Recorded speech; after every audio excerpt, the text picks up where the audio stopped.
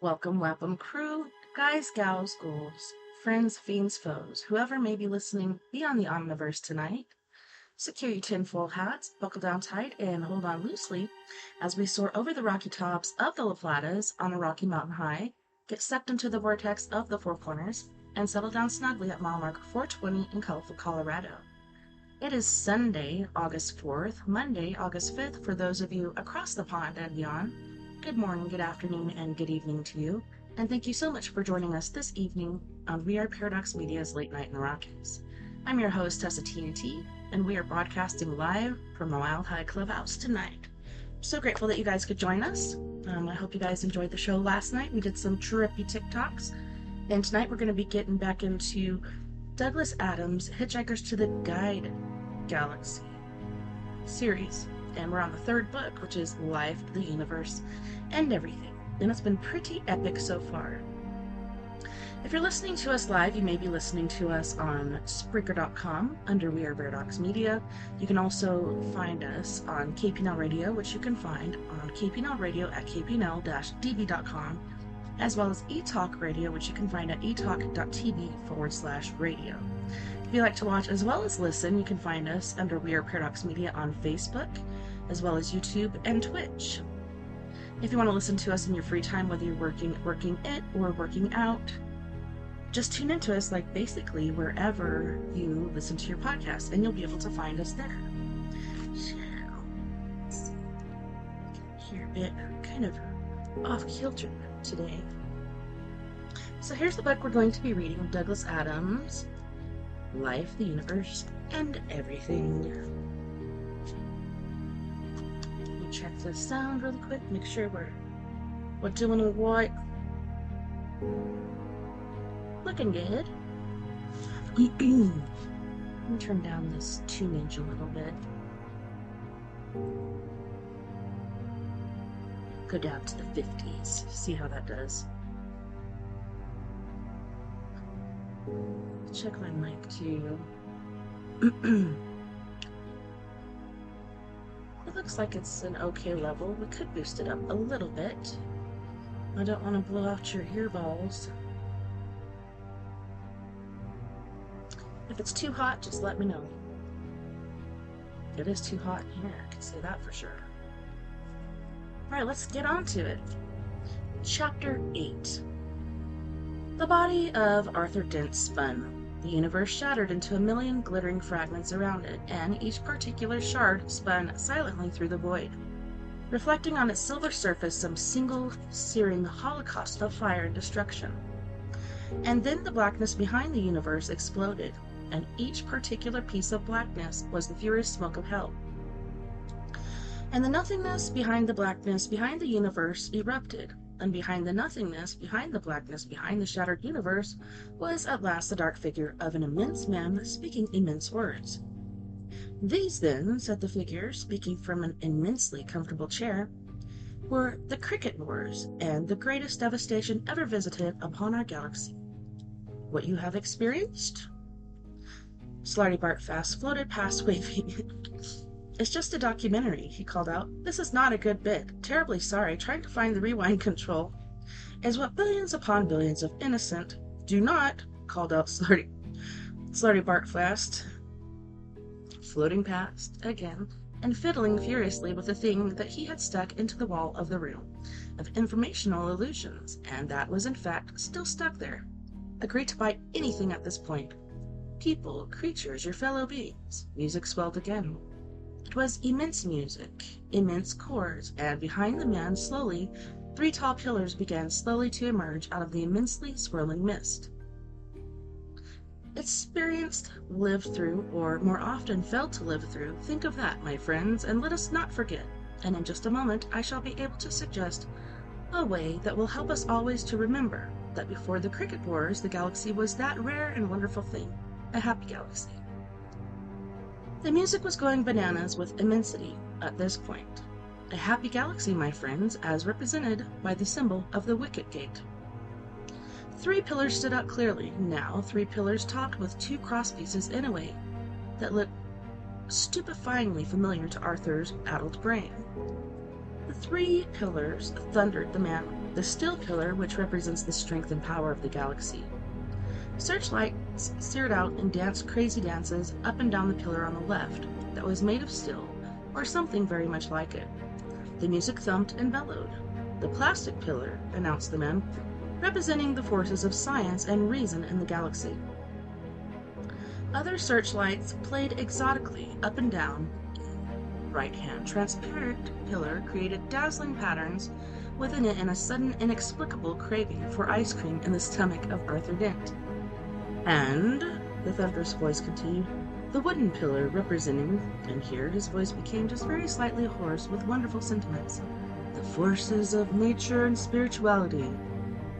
The lights picked out the central pillar. The music moved bravely up into the realms of complete unspeakability. Between them, supporting, the voice rolled on, approaching its climax, the golden bell of prosperity and the silver bell of peace. The whole structure was now flooded with dazzling lights, and the music had now fortunately gone far beyond the limits of the discernible at the top. Of the three pillars, the two brilliantly gleaming bells sat and dazzled. There seemed to be girls sitting on top of them, or maybe they were meant to be angels. Angels usually are represented as wearing more than that, though. Suddenly there was a dramatic hush in what was presumably meant to be the cosmos, and a darkening of the lights. There's not a world, thrilled the man's expert voice, not a civilized world in the galaxy where this symbol is not revered even today. Even in primitive worlds it persists in racial memories. This it was that the forces of cricket destroyed, and this it is that now locks their world away till the end of eternity. And with a flourish the man produced in his hands a model of the wicket gate. Scale was terribly hard to judge in this whole extraordinary spectacle, but the model looked as if it had, or must have been, about 3 feet high. Not the original key, of course, that, as everyone knows, was destroyed, blasted into the ever-whirling eddies in the space-time continuum, and lost forever. This is a remarkable replica, hand-tooled by skilled craftsmen, lovingly assembled using ancient craft secrets into a memento you'll be proud to own, in memory of those who fell and in tribute to the galaxy, our galaxy, which they died to defend. Slutty Bartfast floated past again at this moment. Found it, he said. We can lose all this rubbish. Just don't nod, that's all. Now let us bow our heads in payment, intoned the voice, and then said it again, much faster and backward. Lights came and went, the pillars disappeared, the man gabbled himself backward into nothing. The universe snappily resembled itself around them. You get the gist? Said Slarty Bartfast. I'm astonished, said Arthur, and bewildered. I was asleep, said Ford, who floated into view at this point. Did I miss anything? They found themselves once again teetering rather rapidly on the edge of the agonizingly high cliff. The wind whipped out from their faces and across the bay on which the remains of one of the greatest and most powerful space battle fleets ever assembled in the galaxy were briskly burning themselves back into existence. The sky was a sullen pink, darkening via a rather curious color, to blue and upward to black. Smoke billowed down out of it at an incredible click. Events were now passing back by them, almost too quickly to be distinguished, and when a short while later a huge star battleship rushed away from them as if they'd said, "Who?" they only just recognized it at this point, at which they had come in. But now things were too rapid. A video tactile blur that brushed and jiggled them through centuries of galactic history. Turning, twisting, flickering, the sound was a mere thin trill. Periodically, throughout the thickening jumble of events, they sensed appalling catastrophes, deep horrors, cataclysmic shocks, and these were always associated with certain recurring images. The only images which ever stood out clearly from the avalanche of tumbling history. A wicket gate, a small, red, hard ball, and hard white robots, and also something less distinct, something dark and cloudy. But there was also another sensation that rose clearly out of the trilling passage of time, just as a slow series of clicks, when speeded up, will lose the definition of each individual click, and gradually take on the quality of a sustained and rising tone. So a series of individual impressions here took on the quality of a sustained emotion, and yet not an emotion. If it was an emotion, it was a totally emotionless one. It was hatred, implacable hatred. It was cold, not like ice is cold, but like a wall is cold. It was impersonal, not like a randomly flung fist in a crowd is impersonal, but like a computer-issued parking summons is impersonal. And it was deadly. Again, not like a bullet or a knife is deadly, but like a brick wall across an expressway is deadly. And just as a rising tone will change in character and take on harmonies as it rises, so again, this emotionless emotion seemed to rise to an unbearable, if unheard scream, and suddenly seemed to be a scream of guilt and failure. And suddenly it stopped. They were left standing on a quiet hilltop on a tranquil evening. The sun was setting. All around them, a softly undulating green countryside rolled off gently into the distance. Birds sang about what they thought of it all, and the general opinion seemed to be good. A little way off could be heard the sound of children playing, and a little further away than that, the apparent source of that sound could be seen in the dimming evening light, the outlines of a small town. The town appeared to consist mostly of fairly low buildings made of white stone. The skyline was of gentle, pleasing curves. The sun had nearly set. As if out of nowhere, music began. Slarty Bartfast tugged at a switch and it stopped. A voice said, "This." Slarty Bartfast tugged at a switch and it stopped. "I will tell you about it," he said quietly. The place was peaceful. Arthur felt happy. Even Ford seemed cheerful. They walked a short way in the direction of the town, and the informational illusion of the grass was pleasant and springy under their feet. And the informational illusion of the flowers smelled sweet and fragrant. Only Slarty Bartfast seemed apprehensive and out of sorts. He stopped and looked up. It suddenly occurred to Arthur that, coming as this did at the end, so to speak, or rather the beginning of all the horror that they had just blurrily experienced, something nasty must be about to happen. He was distressed to think that something nasty could happen somewhere as idyllic as this. He too glanced up. There was nothing in the sky. "They're not about to attack here, are they?" he said. He realized that this was merely a recording he was walking through, but he still felt alarmed. "Nothing is about to attack here," said Slarty Bartfast in a voice that unexpectedly trembled with emotion. "This is where it all starts. This is the place itself. This is Cricket." He stared up into the sky. The sky, from one horizon to another, from east to west, from north to south, was utterly and completely black. Chapter 9. Stomp, stomp, whirr. Pleased to be of service. Shut up. Thank you. Stomp, stomp, stomp, stomp, stomp. Whirr. Thank you for making a simple door very happy. Hope your diodes rot. Thank you. Have a nice day. Stomp, stomp, stomp, stomp. Whirr. It was my pleasure to open for you. Zark off. And my satisfaction to close again with knowledge of a job well done. I said zark off. Thank you for listening to this message. Stomp, stomp, stomp, stomp. Well, Safford stopped stomping. He had been stomping around the Heart of Gold for days, and so far no door had said walk to him. He was fairly certain that no door had said walk to him now. It was not the sort of thing that doors said.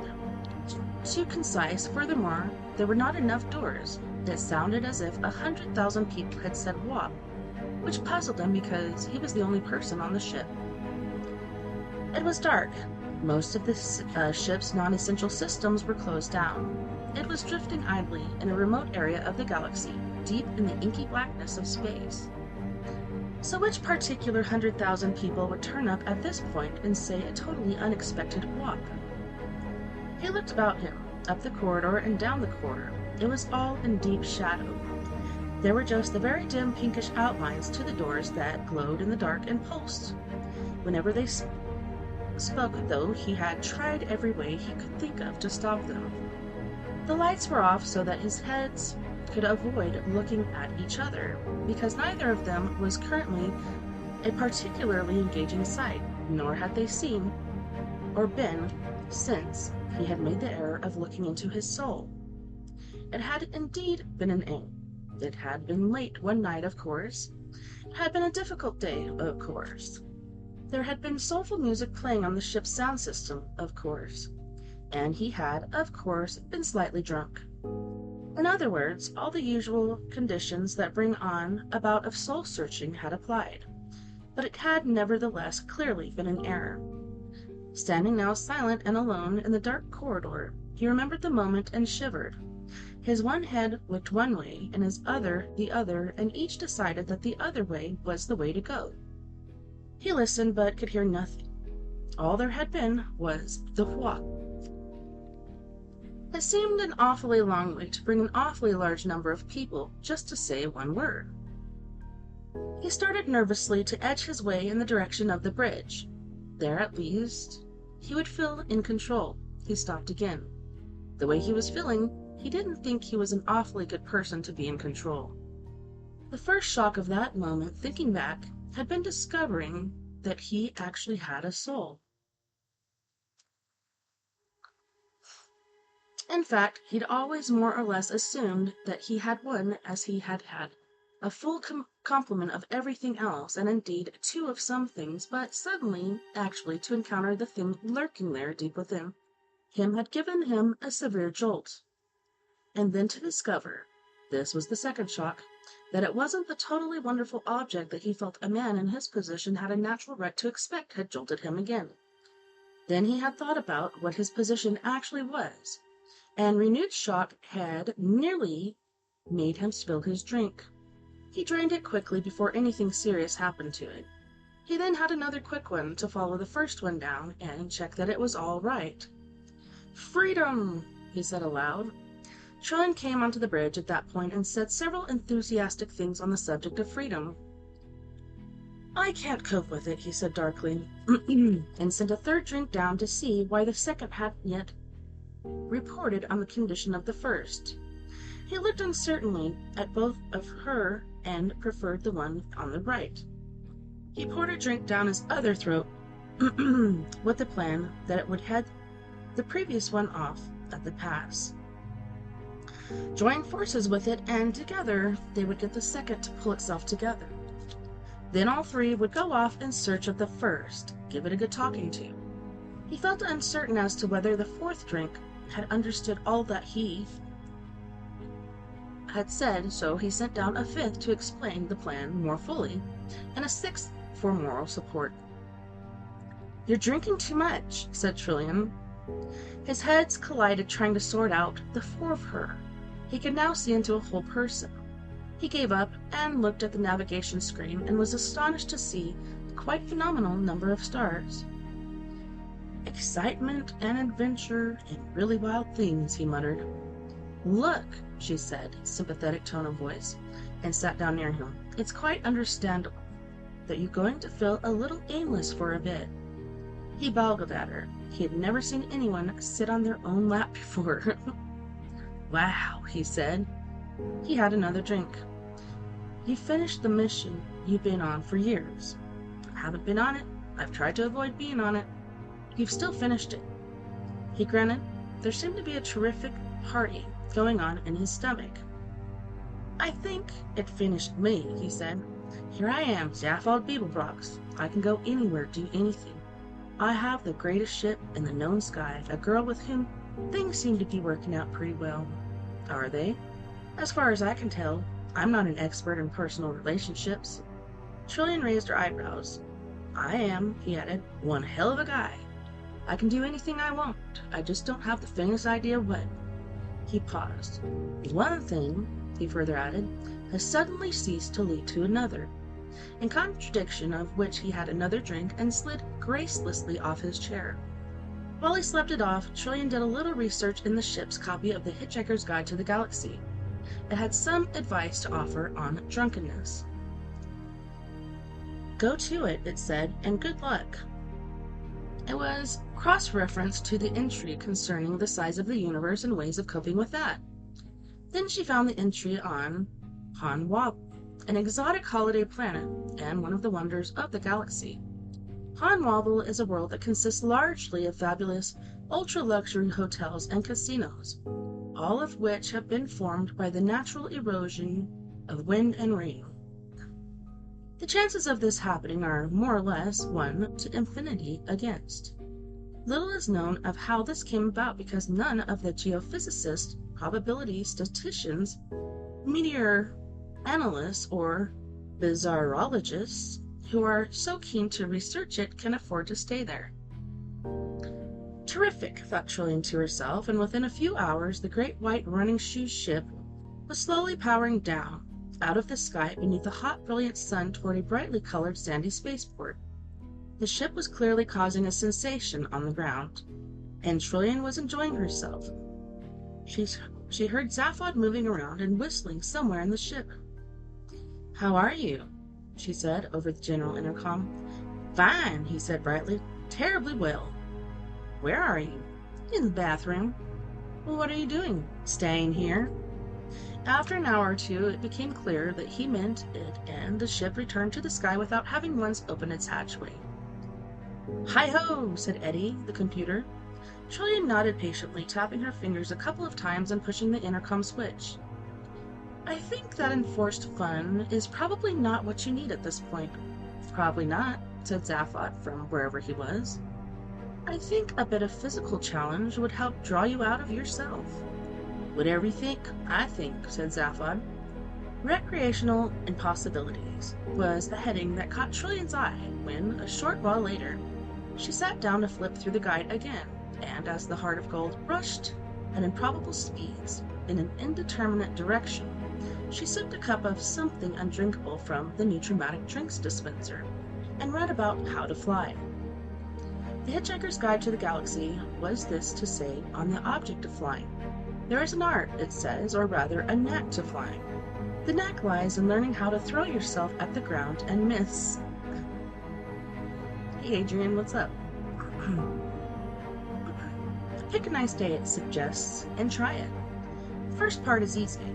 All it requires is simply the ability to throw yourself forward with all your weight and willingness not to mind that it's going to hurt. That is, it's going to hurt if you fail to miss the ground. Most people fail to miss the ground, and if they are really trying properly, the likelihood is that they will fail to miss it fairly hard. Clearly, it is this second part, the missing, which presents the difficulties. One problem is that you have to miss the ground accidentally. It's no good deliberately intending to miss the ground because you won't. You have to have your attention suddenly distracted by something else when you're halfway there, so that you are no longer thinking about falling or about the ground or about how much it's going to hurt if you fail to miss it. It is notoriously difficult to prise your attention away from these three things during the split second you have at your disposal. Hence, most people's failure and their eventual disillusionment with this exhilarating and spectacular sport. If, however, you are lucky enough to have your attention momentarily distracted at the crucial moment by, say, a gorgeous pair of legs, tentacles, pseudopodia, according to film and or personal inclination, or a bomb going off in your vicinity, or by suddenly spotting an extremely rare species of beetle crawling along a nearby twig, then in your astonishment you will miss the ground completely, and remain bobbing just a few inches above it in what might seem to be a slightly foolish manner. This is a moment for superb and delicate concentration. Bob and float, float and bob. Ignore all the considerations of your own weight and simply let yourself wave higher. Do not listen to what anybody says to you at this point because they are unlikely to say anything helpful. They are most likely to say something along the lines of, "Good God, you can't possibly be flying." It is vitally important not to believe them, or they will suddenly be right. Waved higher and higher. Try a few swoops, gentle ones at first, then drift above the treetops, breathing regularly. Do not wave at anybody. When you have done this a few times, you will find the moment of distraction rapidly becomes easier and easier to achieve. You will then learn all sorts of things about how to control your flight, your speed, your maneuverability, and the trick usually lies in not thinking too hard about whatever you want to do, but just allowing it to happen, as it were going to anyways. You'll also learn about how to land properly, which is something you will almost certainly screw up, and screw up badly, on your first attempt. There are private flying clubs you can join which help you achieve the all-important moment of distraction. They hire people with surprising bodies or opinions to leap out from behind bushes and exhibit and/or explain them at a critical moment. Few genuine hitchhikers will be able to afford to join these clubs, but some may be able to get temporary employment at them. Trillian read this longingly, but reluctantly decided that Zaphod wasn't really in the right frame of mind for attempting to fly, or for walking through mountains, or for trying to get the Bratisvogan civil service to acknowledge change of address card, which were the other things listed under the heading of recreational impossibilities. Instead, she flew the ship to Alosimanius Sinica, a world of ice, snow, mind-hurtling beauty, and stunning cold. The trek from the snow plains of Liska to the summit of the ice crystal pyramids of Sastanchua is long and grueling, even with jet skis and a team of Sinica snowhounds. But the view from the top, a view which takes in the Stin Glacier fields, the shimmering Prism Mountains, and the far ethereal dancing ice lights, is one which first freezes the mind and then slowly releases it to hitherto experienced horizons of beauty. And Trillian, for one, felt that she could do with a bit of having her mind slowly released to hitherto unexperienced horizons of beauty. They went into a low orbit. There lay the silver-white beauty of the Alosimanius Sinica beneath them. Zaphod stayed in bed with one head stuck under a pillow and the other doing crosswords till late into the night. Trillian nodded patiently again, counted to a sufficiently high number, and told herself that the important thing now was just to get Zaphod talking. She prepared, by dint of deactivating all the robot kitchen synthematics, the most fabulously delicious meal she could contrive. Delicately oiled meats, scented fruits, fragrant cheeses, fine Aldebaran wines. She carried it through to him and asked if he felt like talking things through. "Sark off," said Zaphod. Trillian nodded patiently to herself, counted to an even higher number, tossed the tray lightly aside, walked to the transport room, and just teleported herself the hell out of his life. She didn't even program any coordinates. She hadn't the faintest idea where she was going. She just went, a random row of dots flowing through the universe. Anything, she said to herself as she left, is better than this. "Good job, too," muttered Zaphod to himself, turned over, and fell to go to sleep. The next day he restlessly paced the empty corridors of the ship, pretending not to look for her, though he knew she wasn't there. He ignored the computer's querulous demands to know just what the hell was going on around here by fitting a small electronic gag across a pair of its terminals. After a while he began to turn down the lights. There was nothing to see. Nothing was about to happen. Lying in bed one night, and night was now virtually continuous on the ship, he decided to pull himself together to get things into some kind of perspective. He sat up sharply and started to put clothes on. He decided that there must be someone in the universe feeling more wretched, miserable, and forsaken than himself, and he determined to set out and find him. Halfway to the bridge, it occurred to him that it might be Marvin, and he returned to bed. It was a few hours later than this, as he stomped disconsolately about the darkened corridors, swearing at cheerful doors, that he heard "the walk" said, and it made him very nervous. He leaned tensely against the corridor wall and frowned like a man trying to unbend a corkscrew by telekinesis. He laid his fingertips against the wall and felt an unusual vibration. And now he could quite clearly hear slight noises, and could hear where they were coming from. They were coming from the bridge. Moving his hand along the wall, he came across something he was glad to find. He moved on a little farther, quietly. "Computer?" he hissed. Said the computer terminal nearest him, equally quietly. "Is there someone on this ship?" Said the computer. "Who is it?" Said the computer. "What?" Zaphod buried one of his faces in two of his hands. "Oh, Zarquan," he muttered to himself. Then he stared up the corridor toward the entrance to the bridge in the dim distance from which more and purposeful noises were coming, in which he gagged terminals were situated. "Computer," he hissed again. When I ungag you, remind me to punch myself in the mouth. Either one. Now just tell me this. 1 for yes, 2 for no. Is it dangerous? It is? You didn't just go twice. He inched his way up the corridor, as if he would rather be yarding his way down it, which was true. He was within 2 yards of the door to the bridge when he suddenly realized, to his horror, that it was going to be nice to him, and he stopped dead. He hadn't been able to turn off the door's courtesy voice circuits.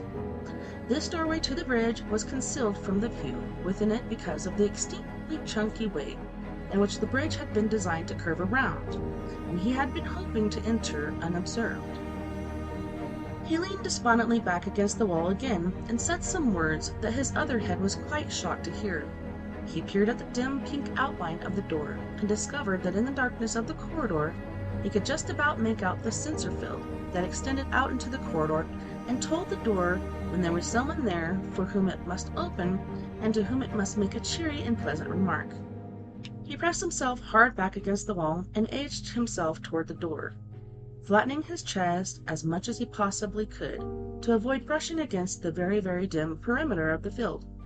He held his breath and congratulated himself on having lain in bed sulking for the last few days rather than trying to work out his feelings on chest expanders in the ship's gym. He then realized he was going to have to speak at this point. He took a series of very shallow breaths and then said as quickly and as quietly as he could, "Door, if you can hear me, say so very, very quietly." Very, very quietly, the door murmured, "I can hear you." "Good. Now in a moment, I'm going to ask you to open. When you open, I do not want you to say that you enjoyed it, okay?" "Okay." "And I don't want you to say to me that I have made a simple door very happy or that it is your pleasure to open for me and your satisfaction to close again with the knowledge of a job well done, okay?" "Okay." "And I do not want you to ask me to have a nice day, understand?" "I understand." "Okay," said Zaphod, tensing himself. "Open now." The door slid open quietly. Zaphod slipped quietly through the door, closing quietly behind him. "Is that the way you like it, Mr. Beeblebrox?" said the door out loud. "I want you to imagine," said Zaphod to the group of white robots, who swung round to stare at him at that point, "that I have an extremely powerful kilo-zap blaster pistol in my hand." There was an immensely cold and savage silence. The robots regarded him with hideously dead eyes. They stood very still. There was something intensely macabre about their appearance, especially to Zaphod, who had never seen one before or even known anything about them. The Cricket Wars belonged to the ancient past of the galaxy, and Zaphod had spent most of his early history lessons plotting how he was going to have sex with the girl in the cyber cubicle next to him. And since his teaching computer had been an integral part of this plot, it had eventually had all its history circuits wiped and replaced with an entirely different set of ideas that had been resulted in its being scrapped and sent to a home of degenerate cybermats, whither it was followed by the girl who had inadvertently fallen deeply in love with the unfortunate machine, with the result that A. Zaphod never got near her, and B. he missed out on a period of ancient history that would have been immensely and inestimably valued to him at this moment. He stared at them in shock. It was impossible to explain why, but their smooth and sleek white bodies seemed to be the utter embodiment of clean, clinical evil. From their hideously dead eyes to their powerful, lifeless feet, they were clearly the calculated product of a mind that wanted simply to kill. Zaphod gulped in cold fear. They had been dismantling part of the rear wall, and had forced a passage through some of the vital innards of the ship. Through the tangled wreckage, Zaphod could see, with a further and worse sense of shock, that they were tunneling toward the very heart of the ship, the heart of the improbability drive that had been so mysteriously created out of thin air, the heart of gold itself. The robot closest to him was regarding him in such a way as to suggest that it was measuring each minute particle of his body, mind, and capability. And when it spoke, it said what it said seemed to bear this impression out. Before going on to what it actually said, it was worth recording at this point that Zaphod was the first living organic being to hear one of these creatures speak for something over 10 billion years.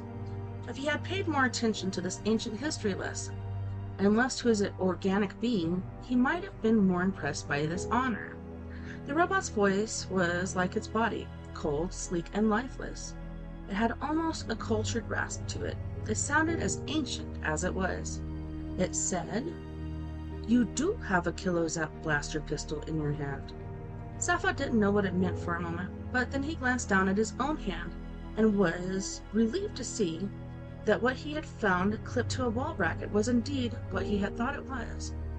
"Yeah," he said in a kind of relieved sneer, which is quite tricky. "Well, I wouldn't want to overtax your imagination, robot."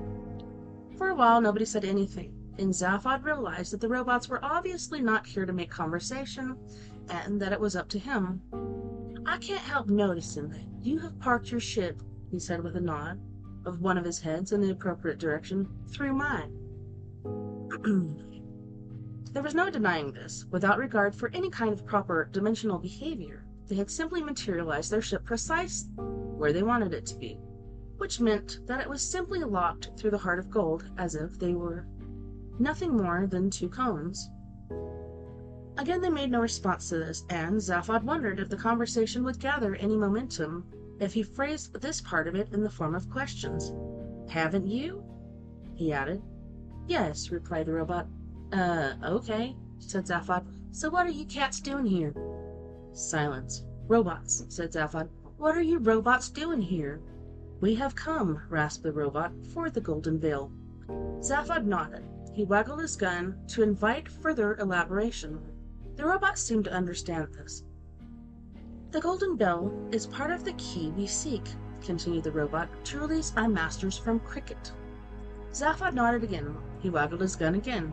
"The key," continued the robot simply, "was disintegrated in time and space. The Golden Bell is embedded in the device which drives your ship. It will be reconstituted in the key. Our masters shall be released. The universal readjustment will continue." Zaphod nodded again. "What are you talking about?" he said. A slightly pained expression seemed to cross the robot's totally expressionless face. He seemed to be finding the conversation depressing. "Obliteration," it said. "We seek the key." It repeated, "We already have the wooden pillar, the steel pillar, and the plastic pillar. In a moment we will have a golden bell." "No, you won't." "We will," stated the robot simply. "No, you won't. It makes my ship work." "In a moment," repeated the robot patiently, "we will have the golden bell." "You will not," said Zaphod. "And then we must go," said the robot, in all seriousness, "to a party." "Oh," said Zaphod, startled. "Can I come?" "No," said the robot. "We are going to shoot you." "Oh, yeah?" said Zaphod, waggling his gun. "Yes," said the robot, and they shot him. Zaphod was so surprised that they had shot him again before he fell down. Chapter 10. "Shh," said Slarty Bartfast. "Listen and watch." Night had now fallen on ancient Cricket. The sky was dark and empty. The only light was coming from the nearby town, from which the pleasant, convivial sounds were drifting quietly on the breeze. They stood beneath a tree from which heady fragrances wafted around them. Arthur squatted and felt the informational illusion of the soil and the grass. He ran it through his fingers. The soil seemed heavy and rich, the grass strong.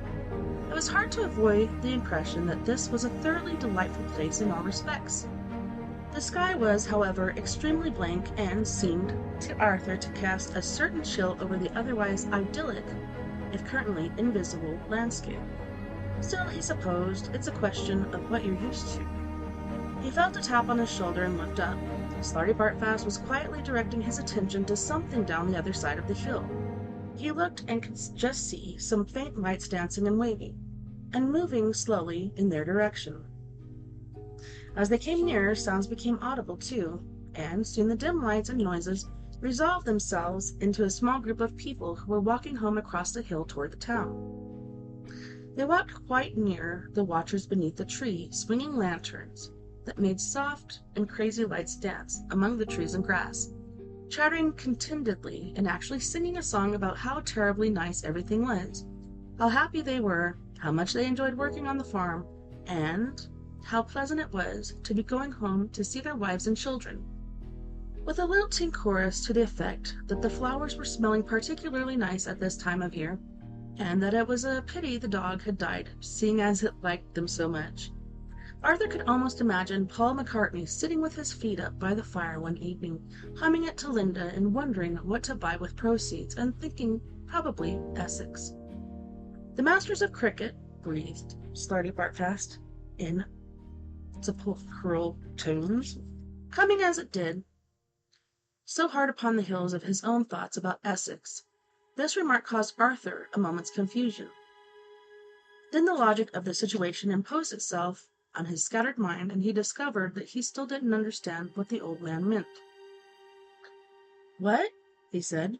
"The masters of cricket," said Slarty Bartfast again, and if his breathing had been sepulchral before, this time he sounded like someone in haze with bronchitis. Arthur peered at the group and tried to make sense of what little information he had at his disposal at this point. The people in the group were clearly alien, if only because they seemed little, tall, thin, angular, and almost as pale as to be white, but otherwise seemed remarkably pleasant. A little whimsical, perhaps. One wouldn't necessarily want to spend a long bus journey with them, but the point was that if they deviated in any way from being good, straightforward people, it was in being perhaps too nice rather than not nice enough. So why all this rasping lung work from the Slarty Bartfast, which would seem more appropriate to a radio commercial for one of those nasty films about chainsaw operators taking their work home with them? Then, this cricket angle was a tough one, too. He hadn't quite fathomed the connection between what he knew as cricket and what. Slarty Bartfast interrupted his train of thought at this point, as if sensing what was going through his mind. "The game you know as cricket," he said, and his voice still seemed to be wandering, lost in subterranean passages, "is just one of those curious freaks of racial memory that can keep images alive in the mind eons after their true significance has been lost in the mist of time.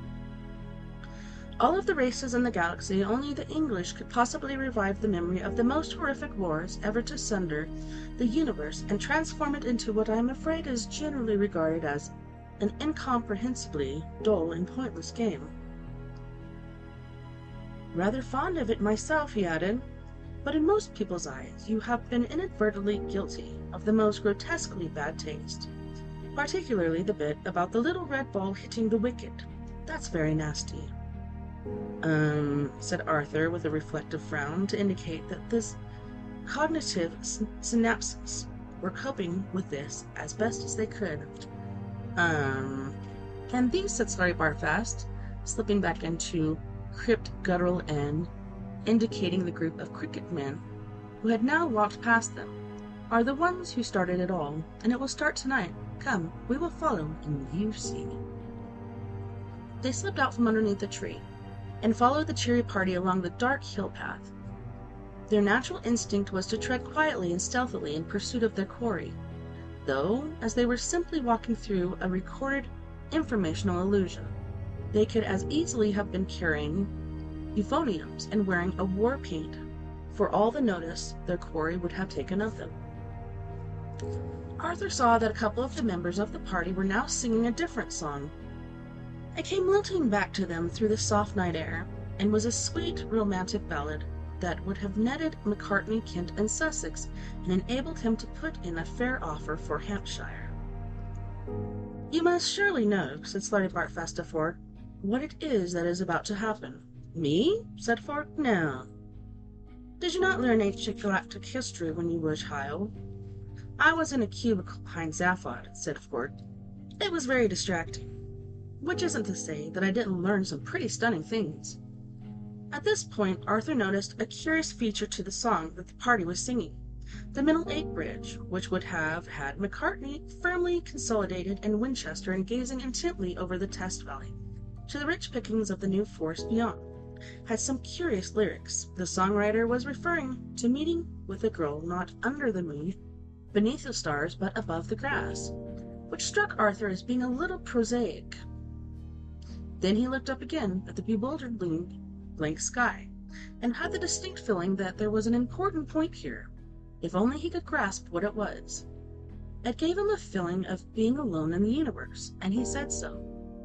"No," said Slider Bartfast, with a slight quickening of his steps, "the people of Cricket have never thought to themselves, 'We are alone in the universe.' They are surrounded by a huge dust cloud, you see, their single sun with its single world, and they are right out in the uttermost eastern edge of the galaxy because of the dust cloud. There's never been anything to see in the sky. At night it is totally blank. During the day there is the sun, but you can't look directly at it, so they don't. They're hardly aware of the sky. It's as if they had a blind spot that extended 180 degrees from horizon to horizon. You see, the reason why they have never thought we are alone in the universe. No, it's not. It's Sunday now. Goodbye, David who. Go on now. Get. Serious, dude. You made me lose my spot. Okay. I'm on page 91. Go on now. I think you were... Yep, you're right. He moved on, leaving the words ringing in the air behind him. Imagine, he said, never even thinking we are alone, simply because it has never occurred to you to think that there's any other way to be. He moved on again. I'm afraid this is going to be a little unnerving, he added. As he spoke, they became aware of a very thin roaring scream high up in the sightless sky above them. They glanced upward in alarm, but for a moment or two could see nothing. Then Arthur noticed that the people in the party in front of them had heard the noise, but that none of them seemed to know what to do with it. Dude, there's a back scratcher on the thing by the bed.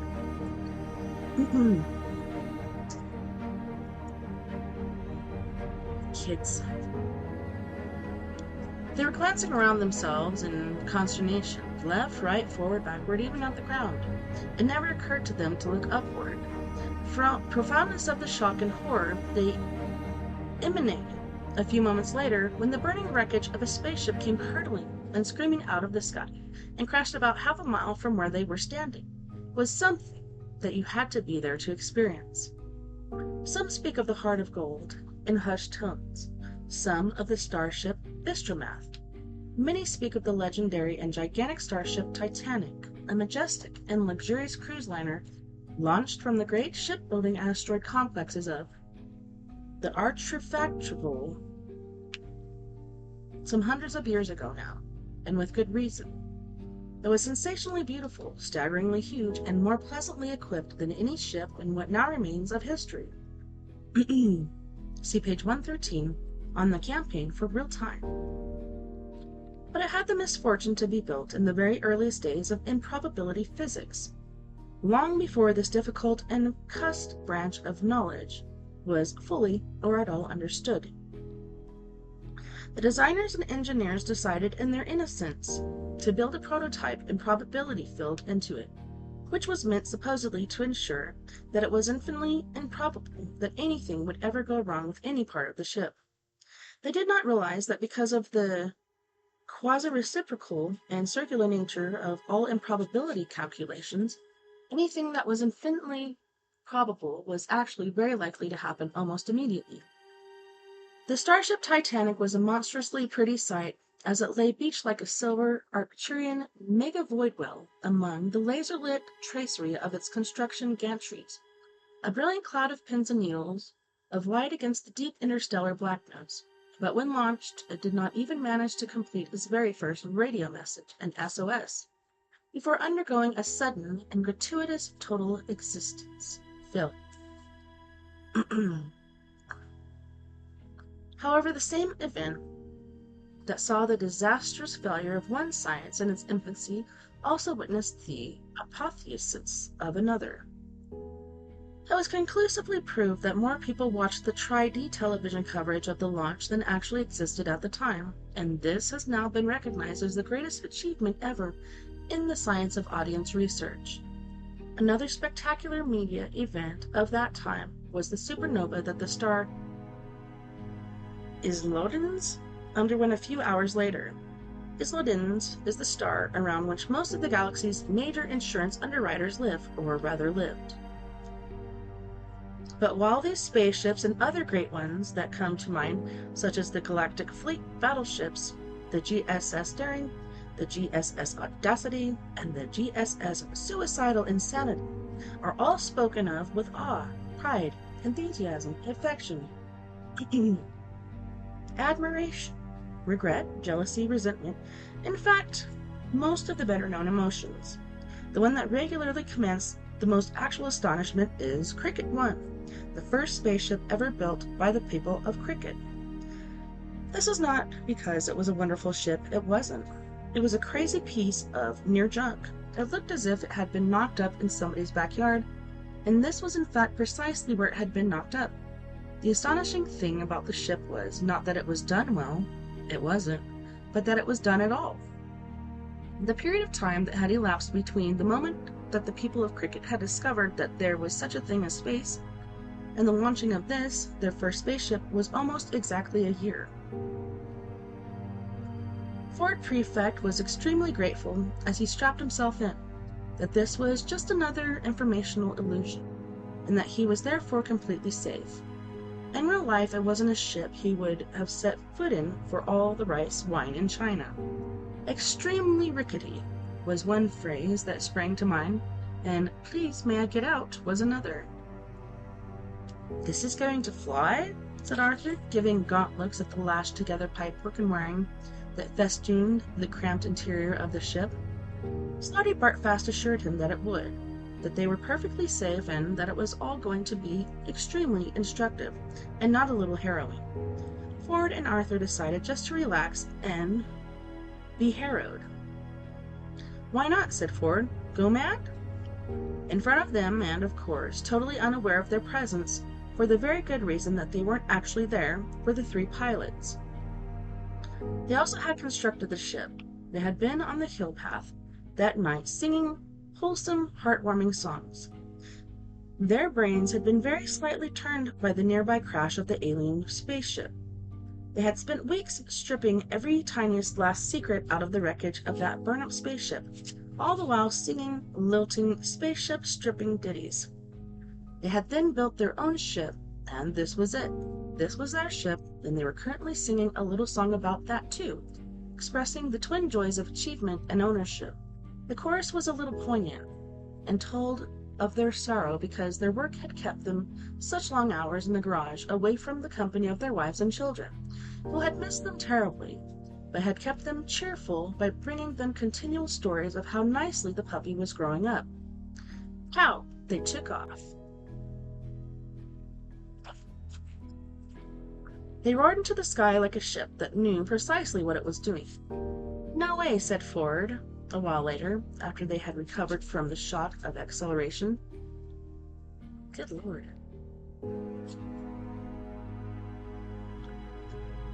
And we're climbing up on the planet's atmosphere. No way, he repeated. Does anyone design and build a ship like this in a year, no matter how motivated? I don't believe it. Prove it to me, and I still won't believe it. He shook his head thoughtfully and gazed out of a tiny port at the nothingness outside it. The trip passed uneventfully for a while, and Slarty Bart fast wound them through it. Very quickly, therefore, they arrived at the inner perimeter of the hollow, spherical dust cloud that surrounded their sun and home planet, occupying, as it were, the next orbit out. It was as if there were a gradual change in the texture and consistency of space. The darkness seemed now to thrum and ripple past them. It was a very cold darkness, a very blank and heavy darkness. It was the darkness of the night sky of Cricket. The coldness and heaviness and blackness of it took a slow grip on Arthur's heart, and he felt acutely aware of the feelings of the cricket pilots that hung in the air like a thick static charge. They were now on the very boundary of the historical consciousness of their race. This was the very limit beyond which none of them had ever speculated, or even known that there was any speculation to be done. The darkness of the cloud buffeted at the ship. Inside was a silence of history. Their historic mission was to find out if there was anything or anywhere on the other side of the sky, from which the wrecked spaceship could have come. Another world maybe, strange and incomprehensible, though this thought was to be enclosed minds of those who had lived beneath the sky of cricket. History was gathering itself to deliver another blow. Still the darkness thrummed at them. The blank, enclosing darkness. It seemed closer and closer, thicker and thicker, heavier and heavier. And suddenly it was gone. They flew out of the cloud. They saw the staggering jewels of the night in their infinite dust, and their minds sang with fear. For a while they flew on, motionless against the starry sweep of the galaxy itself, motionless against the infinite sweep of the universe. And then they turned round. "It'll have to go," the men of cricket said, as they headed back for home. On the way back they sang a number of tuneful and reflective songs on the subjects of peace, justice, morality, culture, sport, family life, and the obliteration of all other life forms. So on that note, we're going to go, to our first break, where we have Miss Mia Savage with her group Antidote for Savages. And she's going to be singing The Mirror in Crypto, Your Skeleton, Let Me Be Your Home, and Our New Reality. You guys don't go anywhere. We'll be right back after this music break.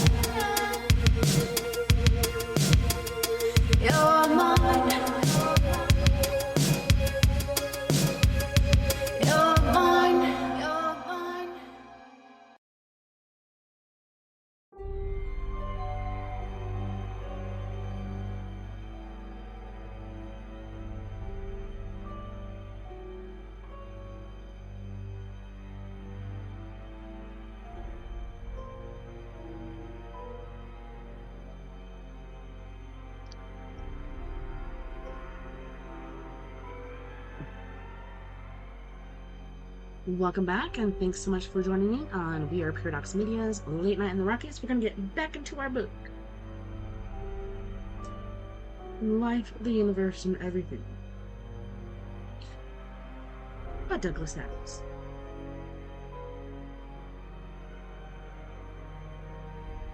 Chapter 11.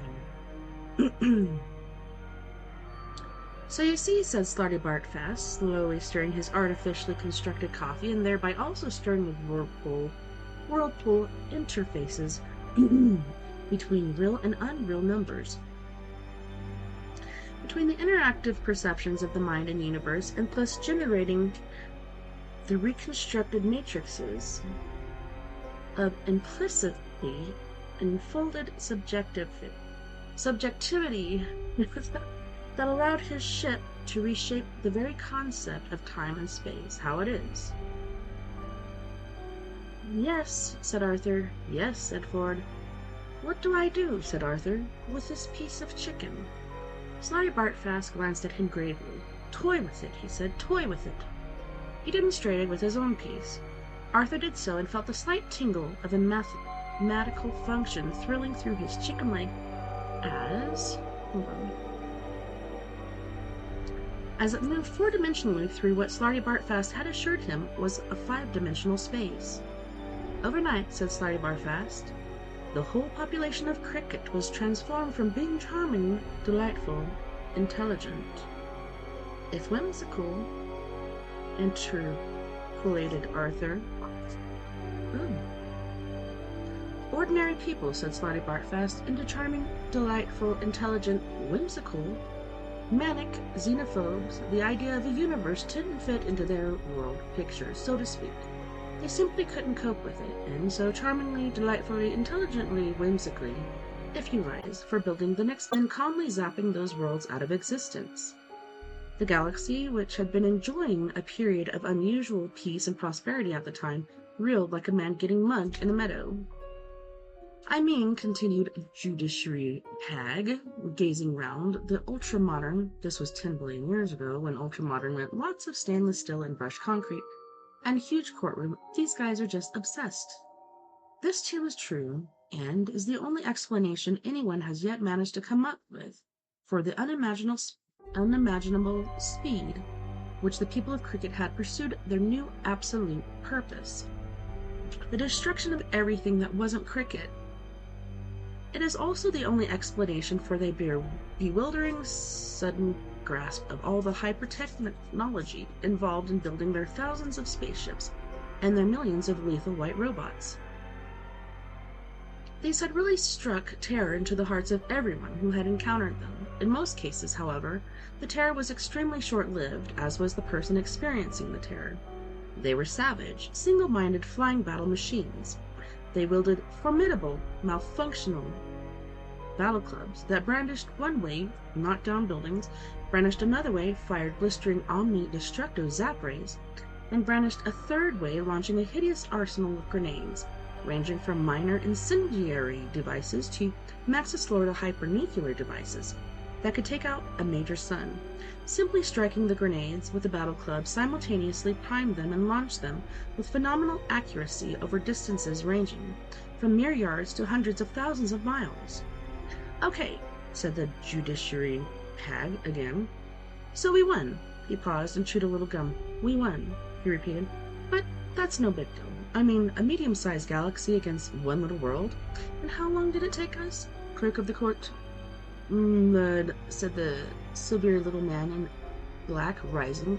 How long, kiddo? It's a trifle difficult, my lord, to be precise in this matter, time and distance. Relax, Guy, be vague. I'd hardly like to be vague, my lord, over such a bite the bullet and be it. The clerk of the court blinked at him. It was clear that, like most of the galactical legal profession, he found Judiciary Pad, or Zippo Bibrock, 5 times 10, as his private name was known, inexplicably to be a rather distressing figure. He was clearly a bounder and a cad. He seemed to think because he was the processor and possessor of the finest legal mind ever discovered, that gave him the right to behave exactly as he liked, and unfortunately, he appeared to be right. Well, my lord, very approximately 2,000 years, the clerk murmured unhappily. And how many guys zilched out? 2 grillion, my lord. The clerk sat down. A hydrospectic photo of him at this point would have revealed that he was steaming slightly. Judiciary Pag gazed once more around the courtroom, wherein were assembled hundreds of the very highest officials of the entire galactic administration, all in their ceremonial uniforms or bodies, depending on metabolism and custom. Behind a wall of zap-proof crystal stood a representative group of the people of Cricket, looking with calm, polite loathing at all the aliens gathered to pass judgment on them. This was the most momentous occasion in legal history, and Judiciary Pag knew it. He took out his chewing gum and stuck it under his chair. That's a whole lot of stiffs, he said quietly. The grim silence in the courtroom seemed in accord with this view.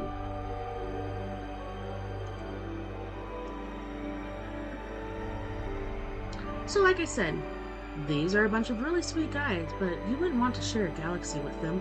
Not if they're just gonna keep at it. Not if they're not gonna learn to relax a little.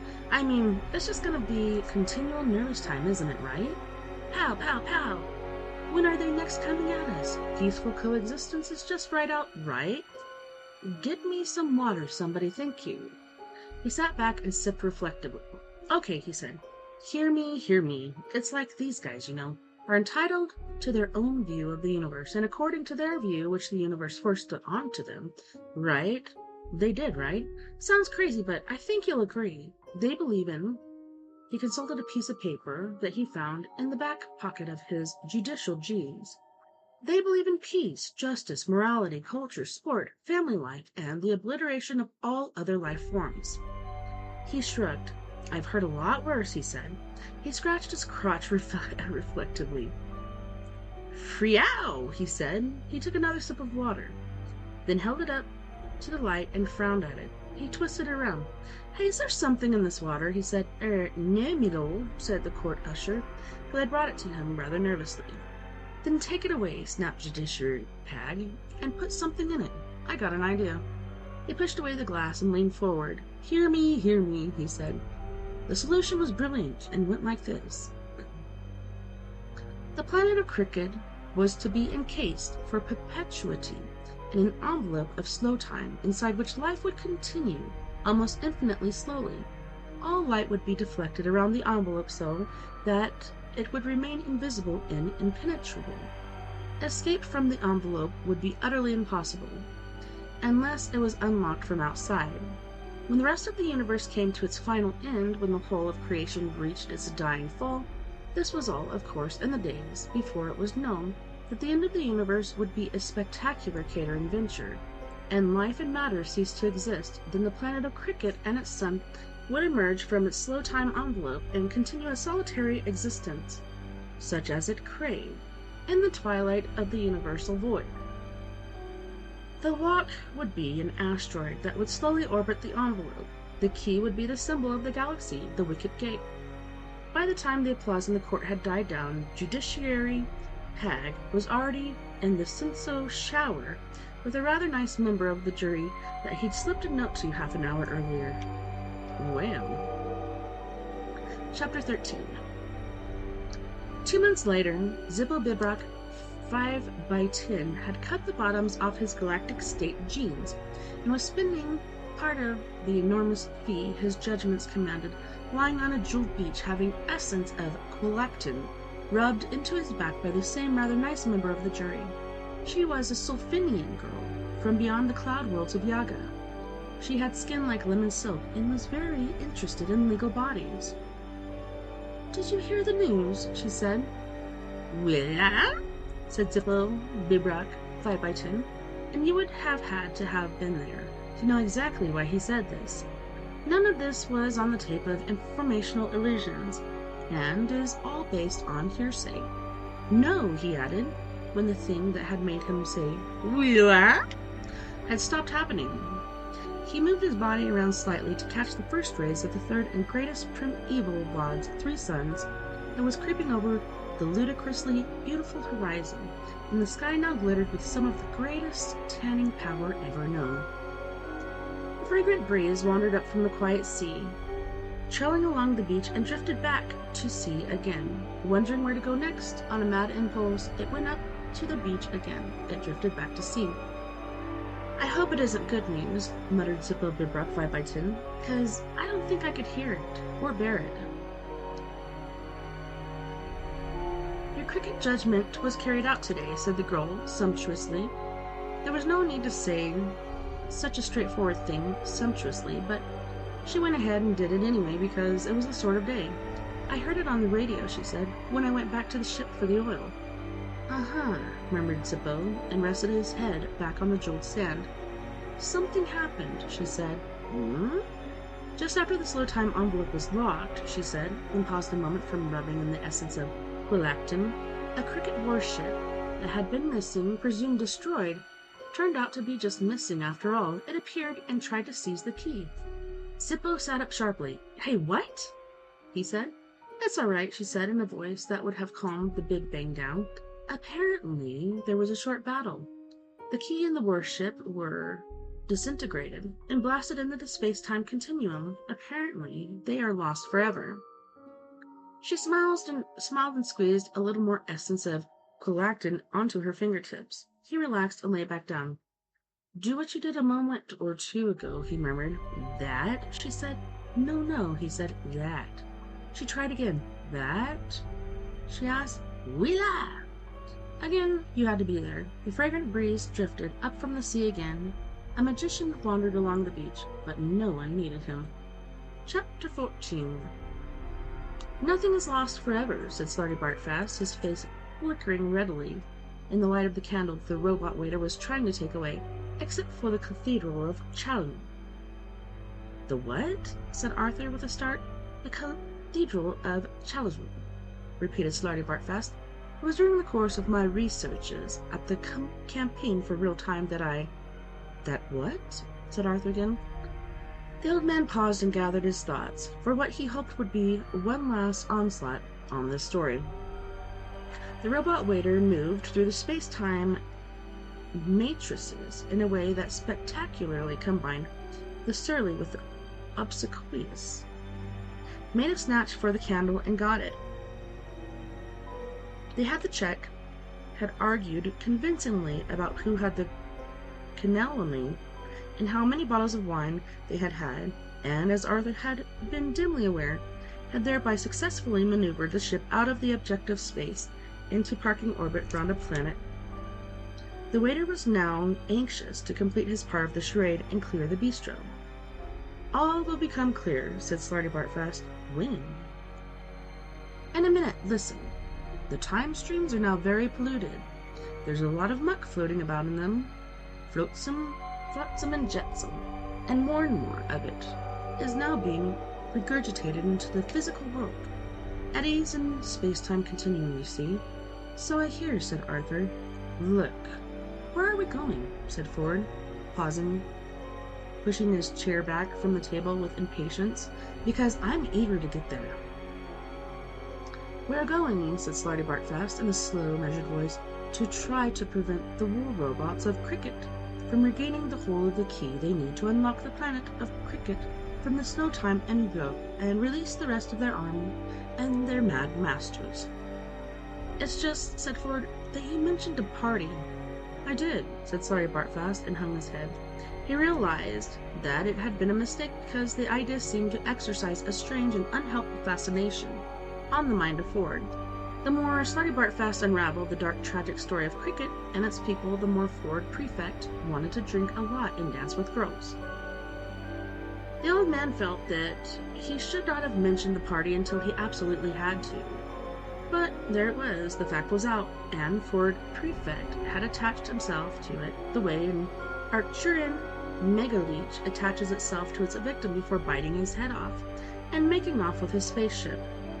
"When," said Ford eagerly, "do we get there?" "When I finish telling you why we have to go there." "I know why I'm going," said Ford, and leaned back, sticking his hands behind his head. He did one of his smiles and made people twitch. Slider Bartfast had hoped for an easy retirement. He had been planning to learn to play the octaviral hebephone, a pleasantly futile task. He knew because he had the wrong number of mouths. He had also been planning to write an eccentric and relentlessly inaccurate monograph on the subject of equatorial fjords, in order to set the record wrong about one or two matters he saw as important. Instead, he had somehow got talked into doing some part of work for the campaign for real time and had started to take it all seriously for the first time in his life. As a result, he now found himself spending his fast declining years combating evil and trying to save the galaxy. Just making sure our sound's on over here. Looking good, looking good. Let me check this too really quick. All right.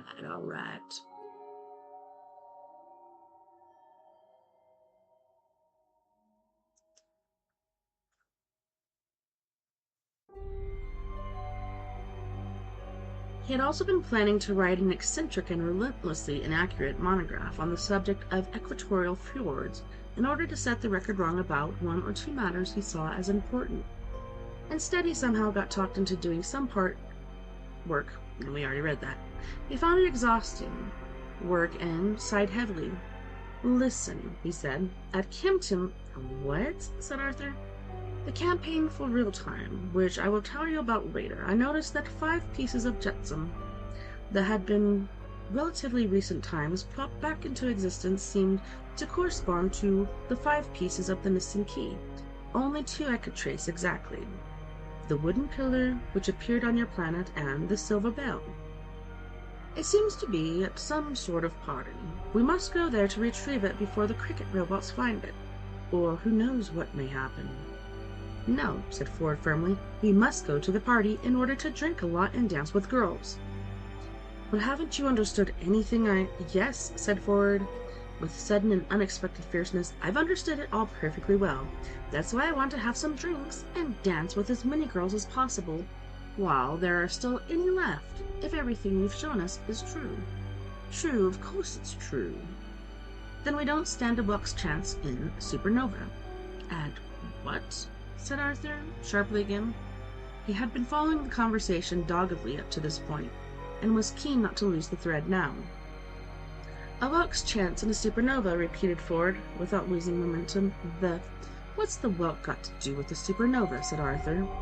It doesn't, said Ford, levelly. Stand a chance in one. He paused to see if the matter was now cleared up. The freshly puzzled looks clambering across Arthur's face told him that it wasn't. A supernova, said Ford, as quickly and as clearly as he could, is a star that explodes at almost half the speed of light and burns with the brightness of 1 billion suns and then collapses as a super-heavy neutron star. It's a star that burns up other stars, got it?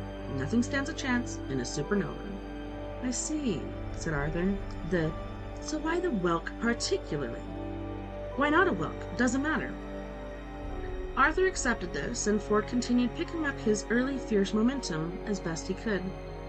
The point is, he said, that people like you and me, Slarty Bartfast and Arthur particularly, and especially Arthur, are just dilettantes, eccentrics, jayabouts, if you like.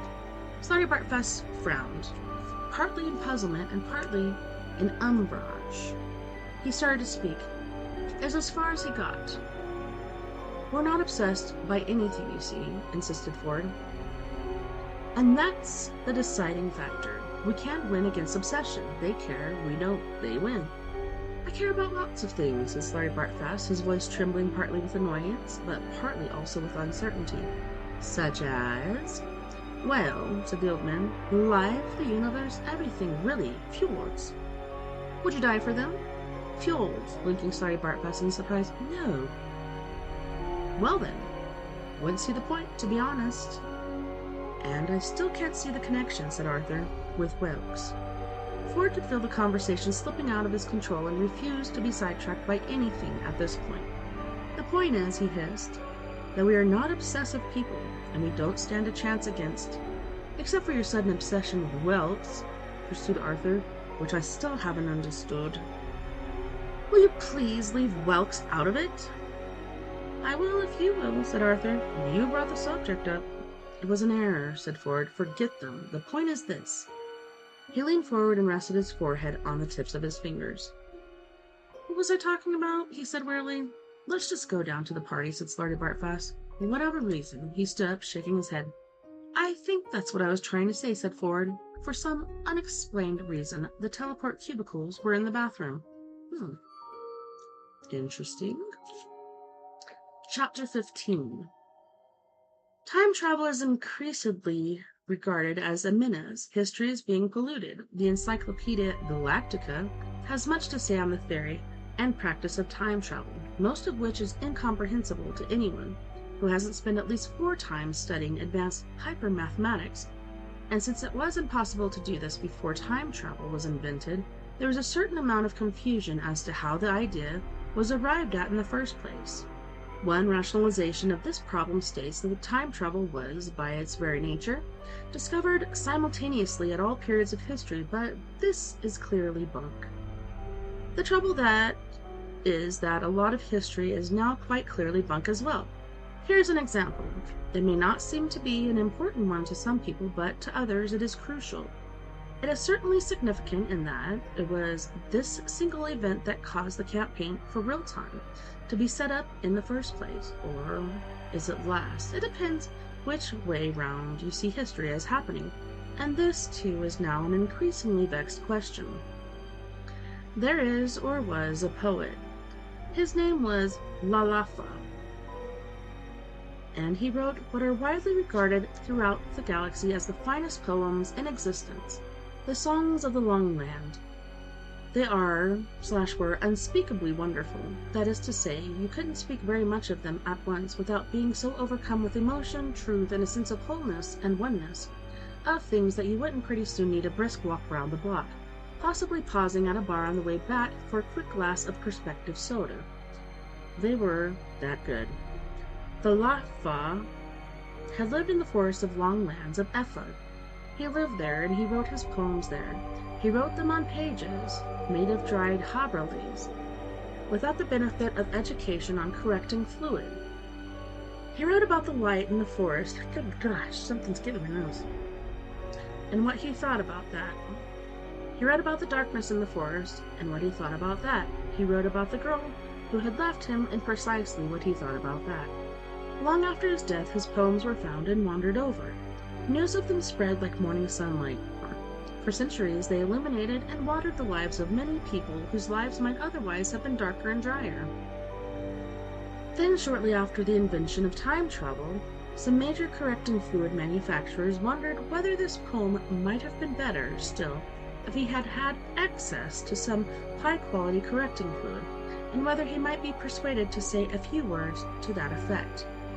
They traveled the time waves, they found him, they explained the situation, with some difficulty, to him, and did indeed persuade him. In fact, they persuaded him to such the effect that he became extremely rich at their hands, and the girl about whom he was otherwise destined to write with such precision never got around to leaving him, and in fact they moved out of the forest to a rather nice pad in town, and he frequently commuted to the future to do talk shows on which he sparkled wittily.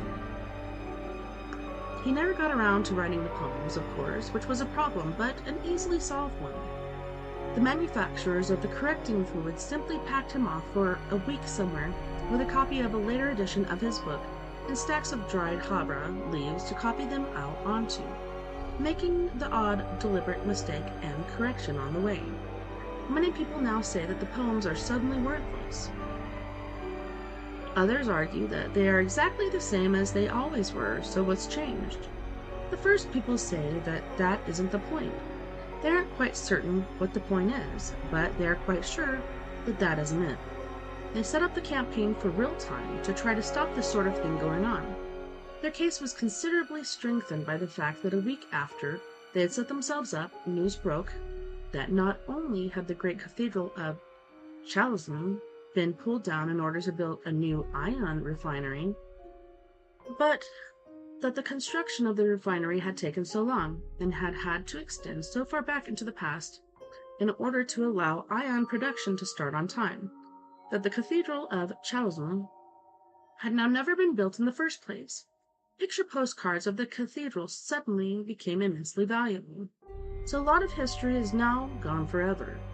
The campaigners for real time claim that just as easy travel eroded the differences between one country and another, and between one world and another, so time travel is now eroded the differences between one age and another. The past, they say, is now truly like a foreign country. They did things exactly the same there. Chapter 16.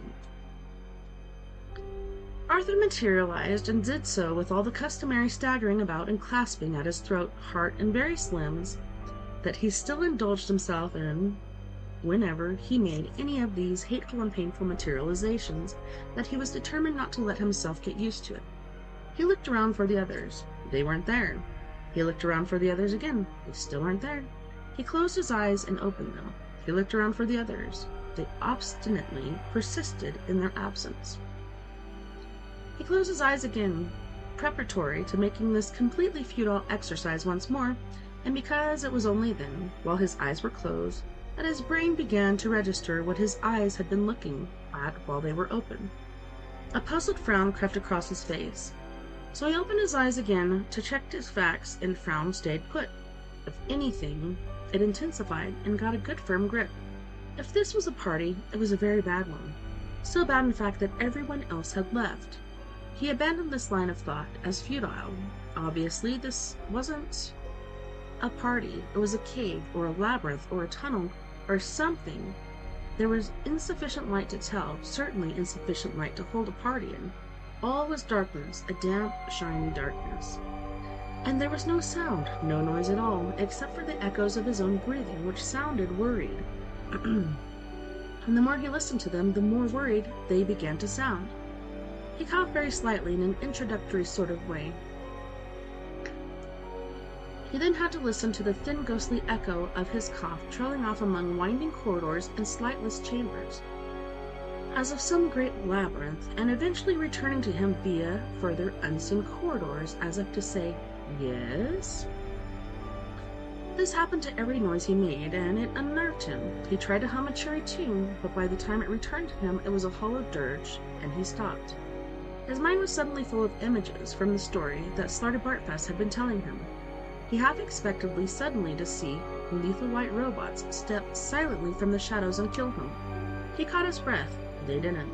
He let it go again. He didn't know what he did expect. Someone or something, however, seemed to be expecting him, for at that moment there lit up suddenly in the dark distance an eerie green neon sign. It said silently, "You have been diverted." A sign flicked off again, in a way that Arthur was not at all certain he liked. It flicked off with a sort of contemptuous flourish. Arthur then tried to assure himself that this was just a ridiculous trick of his imagination. A neon sign is either on or off, depending on whether it was electricity running through it or not. There was no way, he told himself, that it could possibly affect the transition from one state to the other. With a contemptuous flourish, he hugged himself tightly in his dressing gown and shivered nevertheless. The neon sign in the depths of now suddenly lit up, baffling, with just 3 dots and a comma like this, ... comma, only in green neon.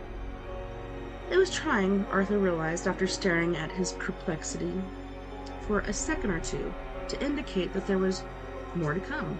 But the sentence was not complete, trying with almost superhuman pedantry. He further reflected, or at least non-human pedantry. The sentence then completed itself with these 2 words, Arthur Dent. He reeled. He steadied himself to have another clear look at it.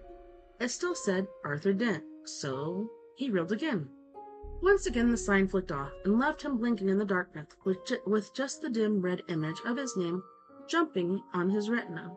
"Welcome," the sign now suddenly said. After a moment it added, "I don't think." The stone-cold fear, which had been hovering around Arthur all this time, waiting for its moment, recognized that this moment had now come and pounced on him. He tried to fight it off. He dropped into a kind of alert crouch that he had once seen somebody do on television, but it must have been someone with stronger knees. He peered huntedly into the darkness. Hello?" he said.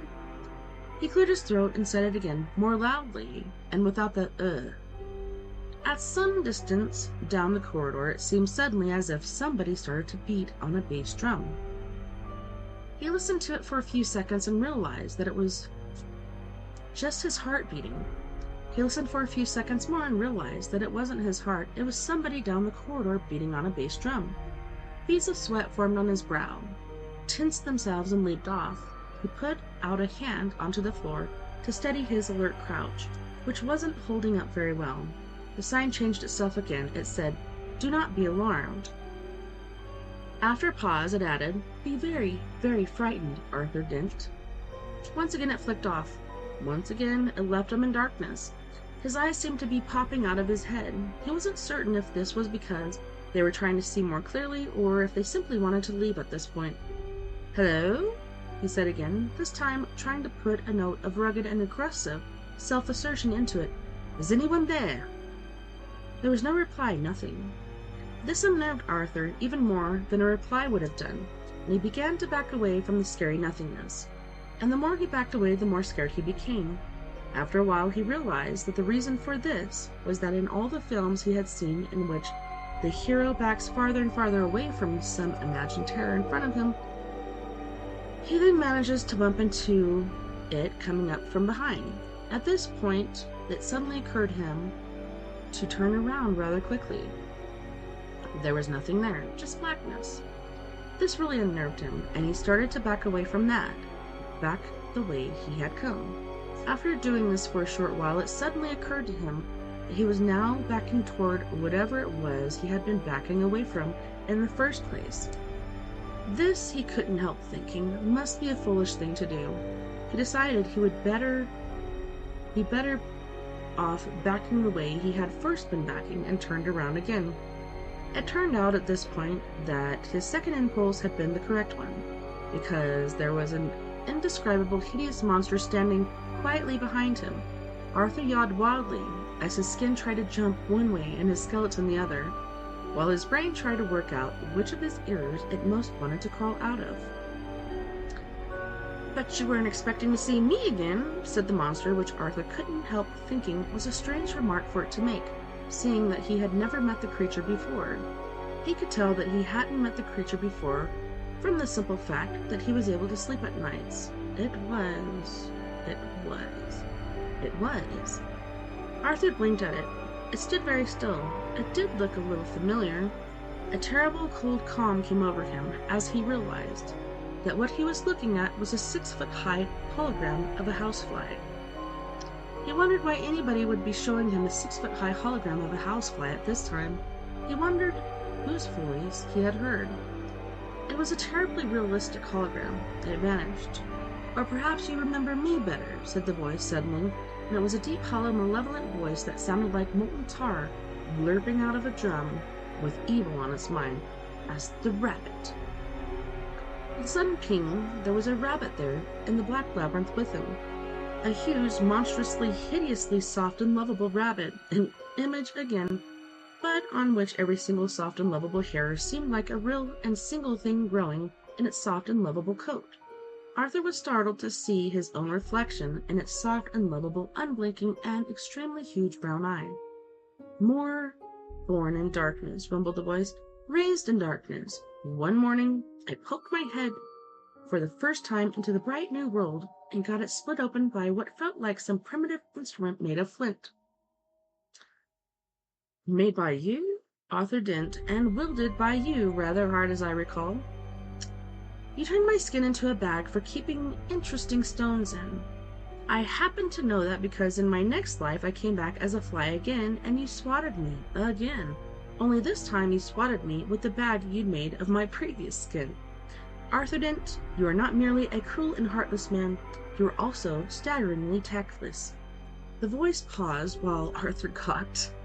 "I see you have lost the bag," said the voice. "Probably got bored of it, did you?" Arthur shook his head helplessly. He wanted to explain that he had been in fact very fond of the bag and had looked after it very well and had taken it with him wherever he went, but somehow every time he traveled anywhere he seemed inexplicably to end up with the wrong bag, and that, curiously enough, even as they stood there, he was just noticing for the first time that the bag he had with him at the moment appeared to be made out of a rather nasty fake leopard skin, and wasn't the one he'd had a few moments ago. Before he arrived in this whatever place it was, and wasn't one he would have chosen himself in heaven, knew what would be in it as it wasn't his, and he would much rather have his original bag back, except that he was of course terribly sorry for having so peremptorily removed it, or rather its component parts, i.e. the rabbit skin from its previous owner, viz. the rabbit, whom he currently had the honor of attempting vainly to address. All he actually managed to say was, "Erp." "Meet the newt you trot on," said the voice. There was standing in the corridor with Arthur a giant green scaly newt. Arthur turned, yelped, leaped backward, and found himself standing in the middle of the rabbit. He yelped again, but could not find nowhere to leap to. "That was me too," continued the voice in a low, menacing rumble, "as if you didn't know." "No?" said Arthur with a start. "No. The interesting thing about reincarnation," rasped the voice, "is that most people, most spirits, are not aware that it is happening to them." Wow, this is a long chapter. Holy shnikes. We're gonna have to pause for the cause, because we gotta go to our second music break. So yeah, let's stop right there, and we'll get back into it next Sunday for story time with me, TessaTNT. So on this break, we have Miss Mia Savage again with her group Antidote for Savages, which is just her. She does all the music, lyrics, everything. She's going to be singing one of my favorites. It's Bury Me in Heaven. Nana Faye's Singing to Your Grave, and the bottom line, you guys don't go anywhere. We'll be right back after this music break.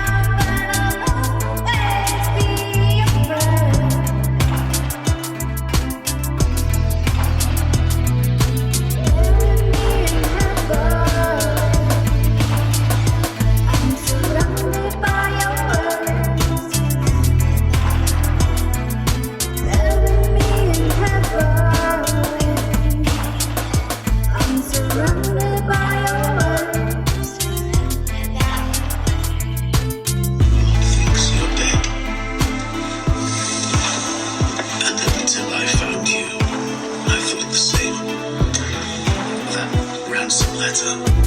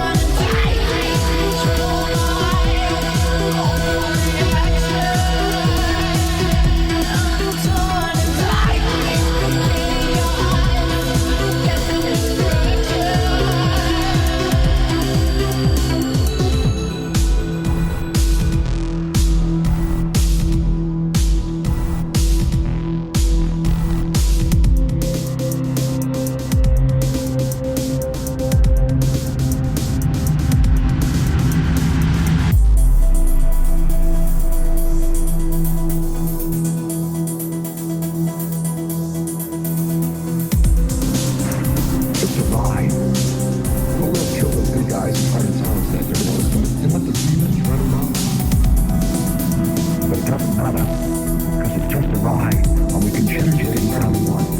It's all we need is a choice. No record, no work, no job, no savings or nothing. Just a choice right now between fear and love.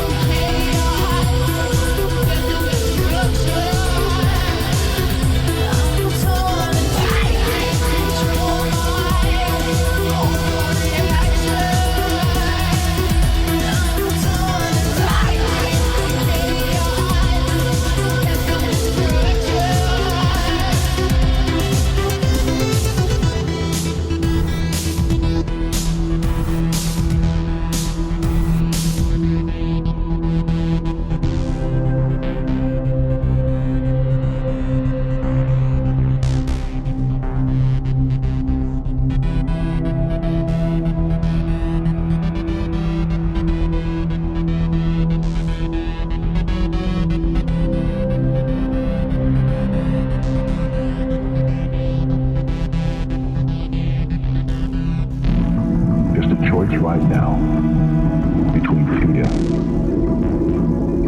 and love.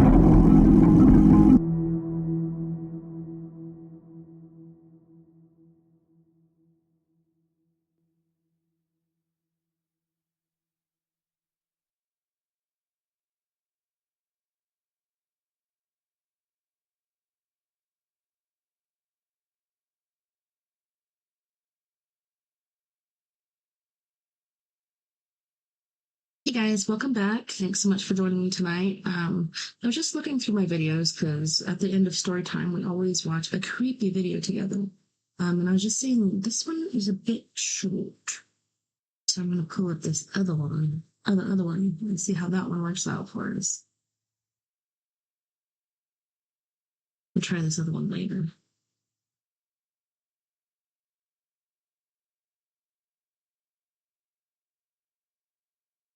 Sorry about the delay. Gotta get past these dang old advertisements. Dang. So we're gonna be watching some Nukes Top 5. Let me get rid of this one real quick. Let's end this. Sorry for the delay. We present to you.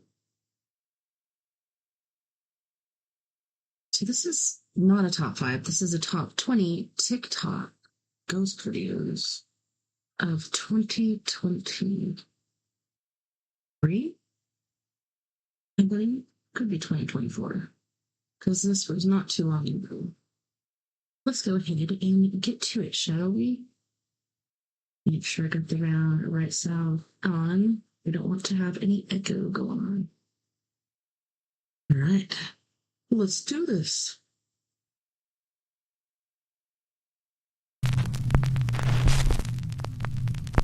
The top 20 scariest TikTok ghost videos of the year.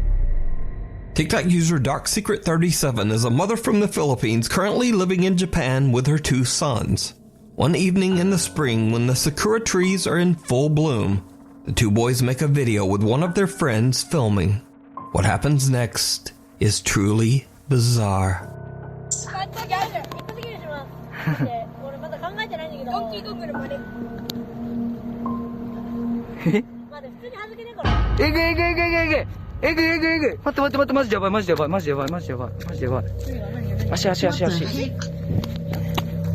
く俺もう時間ないから早くして。ちょっと待って、ちょっと待って、ちょっと待って。シゲに入ってて大丈夫かな。ちょっと待って、ちょっと待って、ちょっと待って、ちょっと本待って。当に身内がなマジやばい。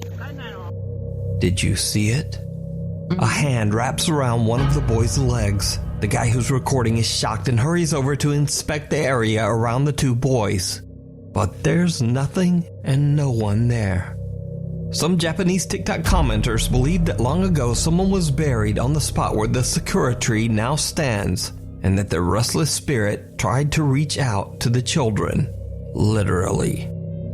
But what do you think this creepy hand could be? Is it real or just an elaborate hoax? You decide. You decide. Caught on camera. TikTok user Summer, who is a mother of two, lives in a small house in an old town in rural Georgia. Late one night, Summer takes her phone out to record a quick video in her backyard. But she immediately notices something that is absolutely unnerving. Y'all, I am in my yard. Watch my face. This is not an app doing this. This is my yard. The church is behind me. Watch my face. Ew. Church. You can see straight through me. I kid you not. Look at this. Whoa. On camera, Summer's face seems to twist and distort into something unrecognizable as she simply moves around in her own backyard. Summer says that she is deeply worried that the strange old church across the street might be the cause of the creepy occurrence. She attempts to find information about the history of the old church, but she hits a dead end and is left with no answers. So did Summer catch a bizarre paranormal visual disturbance on camera? Or just what is going on here?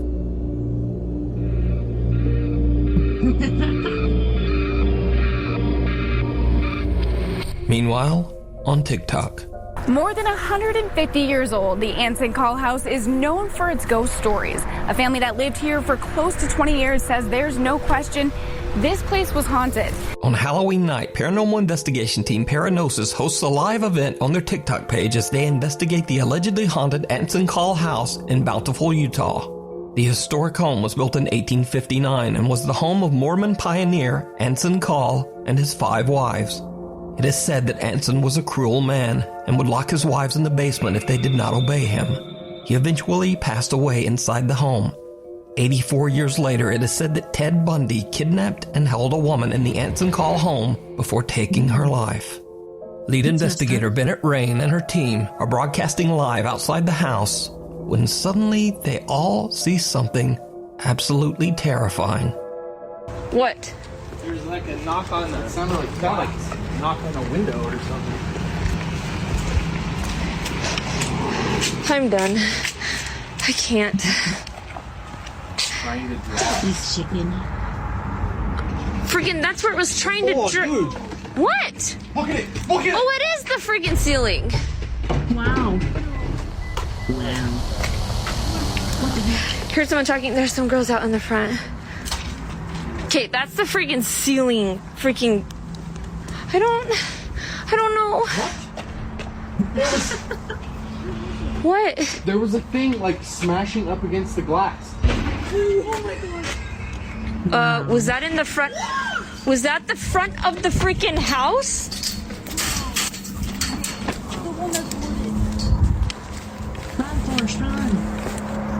What was that? The window. It's coming from inside. It hit the... Oh my god. This has been happening the whole time. That's been happening the whole time? You were in there. Somebody's been banging on the window and the door. We got it on video too. Looks like, is that the ghost of the girl that Ted Bundy took? Or is that the ghost of Okay. the wives? I think That guy was I'm cool. done. I need to get... You never know. What the hell? Is that gonna break the... I don't know. Is that coming from upstairs or downstairs?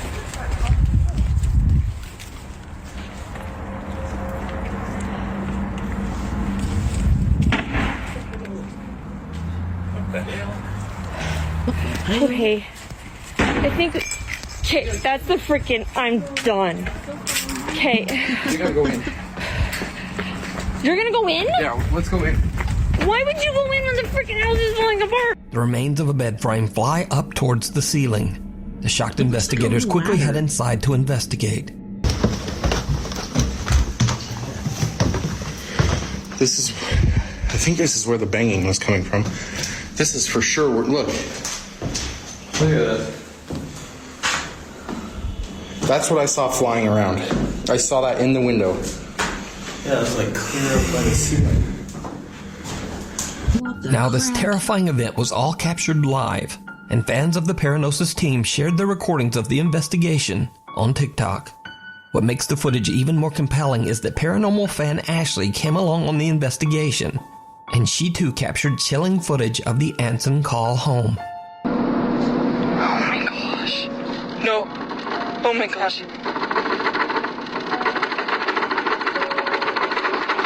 There's the neighbor. There's the neighbor. Oh my gosh. Do you guys see stuff a lot? Like Not really. I just hear things in my bedroom. That's crazy. Nah. Because I live, like, my bedroom's like right on this side right here. Yeah. Oh! Here's the glass. Oh.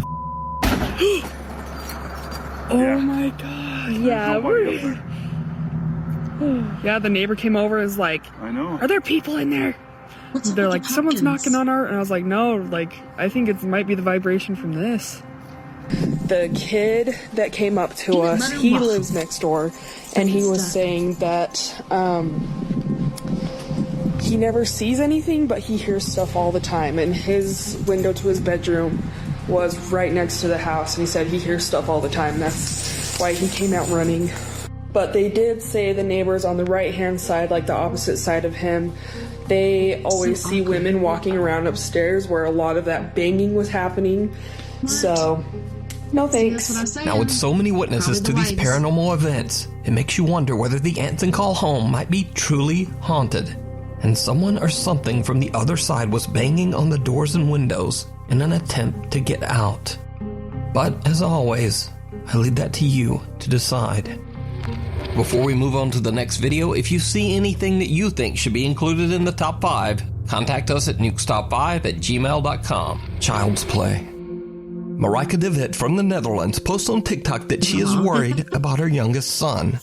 2-year-old Mateo is playing in his room upstairs when Marika hears the boy yelling. She hurries upstairs to check on him, but everything seems fine. But when she looks at her security footage to see what the problem was, she is shocked. What is happening? What? Come on, man. What? No, let's not.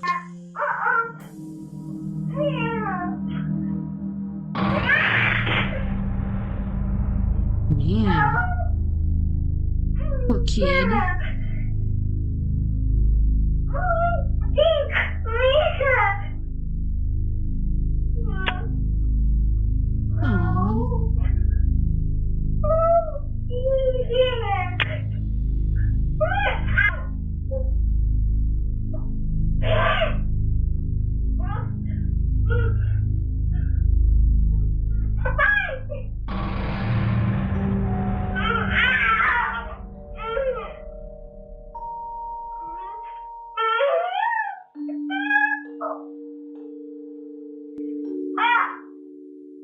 Mateo appears to be looking at and even arguing with someone or something that we can't see. Then the 2-year-old seems to be pushed backwards onto the floor. Now Marika says that Mateo is fine and was completely unharmed.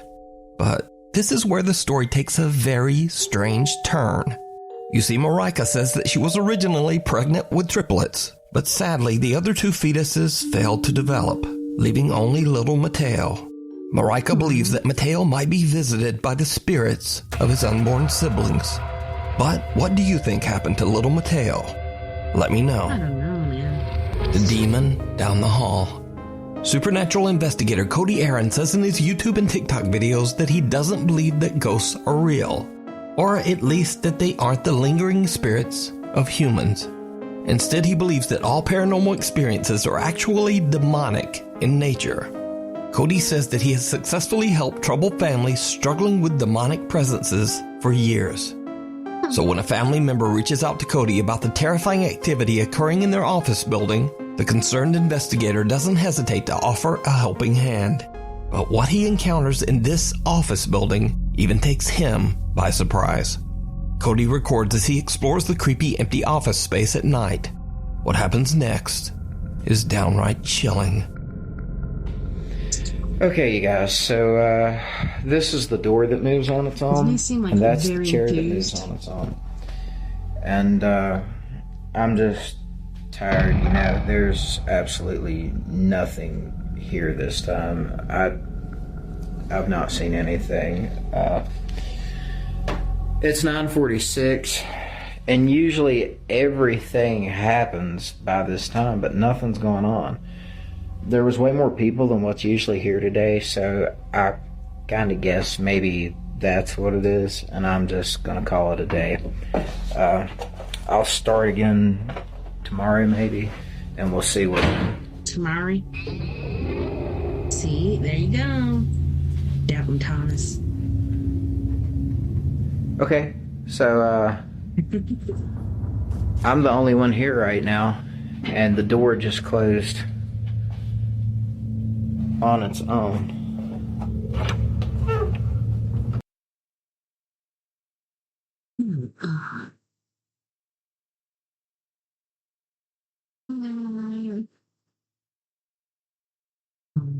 No, I don't want to.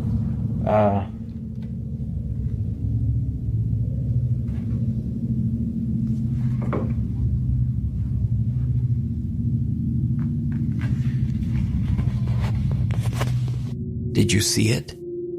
Cody is completely unaware of what appears to be a small girl standing right behind him. When he walks into the room the figure appeared in, a door behind him slams shut. After reviewing his spooky footage, the investigator decides to return for another night. And it did not go well. Okay, so I'm here by myself. All of these green lights means that there's no motion, right? A young girl to me. Looks like an older lady. Look in this room. Maybe she's just crouching or something? What in the world is that? Or she could just be short. But it looked like an older lady. It didn't look like a That kid is insane. or a girl. I have never seen something like this. This is directly beside me in the next room. Good. Did you see that? It disappeared. What in the world? Okay. I'm going over. I have to see what this is. See, and look. Here is the motion detection for me in this room. There I am on the screen. There's no motion detect. Look, it's moving. And there's no motion detection right there. That is nuts. Look at that. Yeah, I don't know about that, learnings. But some really funky stuff happened when I let people come on here. Like one guy was doing some bad things. When I shared the link. Okay, so. Yeah. I'm going to need Eric's help for this. I'm not going to do this by myself. Cody is shocked when suddenly a loud voice yells, "Leave." You're not even here, so. So could it be that the office building is haunted by a demonic presence? Or could it all just be an elaborate hoax? You decide. You can check out more paranormal moments over on Cody Aaron's TikTok page and YouTube channel. TikTok user Lacey Nicole is a theater teacher at Sarasota High School in Florida. Hi, Lacey. Lacey says that there have always been stories about the ghost of, quote, Shannon, a Victorian woman who is said to haunt the high school's theater. Back in 2007, during a high school production of Beauty and the Beast, many believed that Shannon the ghost made a very unexpected appearance, and it was all captured on camera.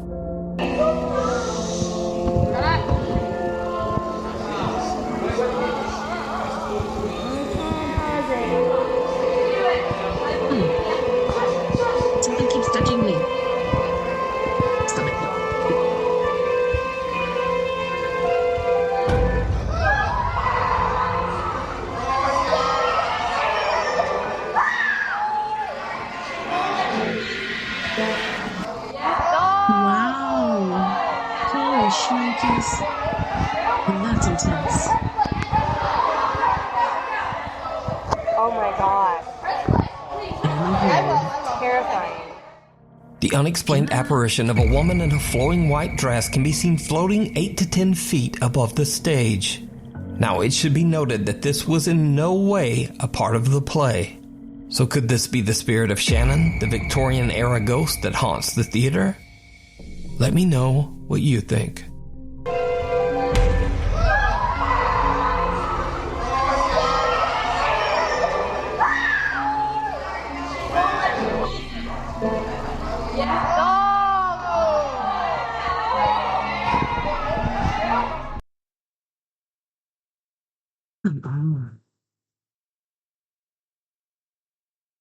Century stink. Century stink. I really can't stand century stink. I need some. The road less traveled. TikTok user Rifki from Bengkulu, Indonesia says that he was returning from a quick trip to pick up some items at the local convenience store. But on his way back home, he has a terrifying encounter. Oke guys, gue baru dari Indomaret dan gue abis belanja di Indomaret dan sekarang waktu mau balik ke kos dan di ujung itu kayak ada orang atau apa gue nggak tahu ya guys, dan ini cuma jalan satu-satunya untuk ke kos gue gitu. Oke, kita deketin aja ya, oke? Pelan-pelan.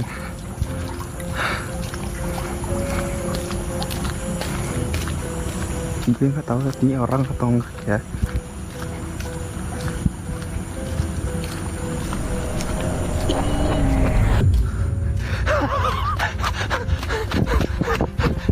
Gue gak tahu apa anjir.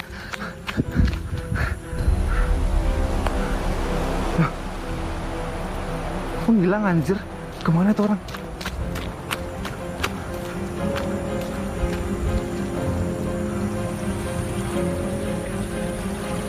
Anjir bangsat.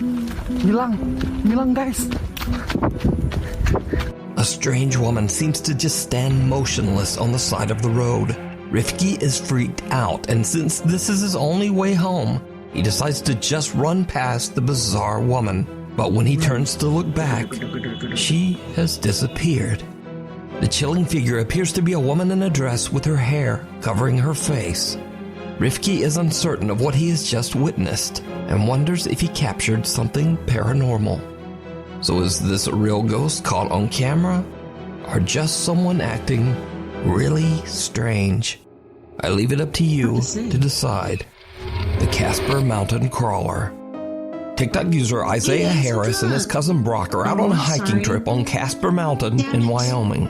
In the middle of the night, as they are crossing a bridge, they start to hear strange groaning noises that seem to be coming from underneath the bridge. Isaiah pulls out his phone and starts to record as they go to investigate. What happens next is downright terrifying. Me and my cousin took a hike in the middle of the night. That means that we're close. And what we found was the most terrifying thing I've ever witnessed. They send me a new router. I've been on them for months to send me a new router. Did you hear that? Oh, you have too many devices You didn't hear on that? your router, and that's just not true. Because I have There's something under there. here at this moment, and it used to actually work. Bro. I'm glad you're here. Nice to see you. Dude, please don't go down Looks there. like you weathered the storm pretty well. Oh my gosh. Dude, hold on. Let me go first.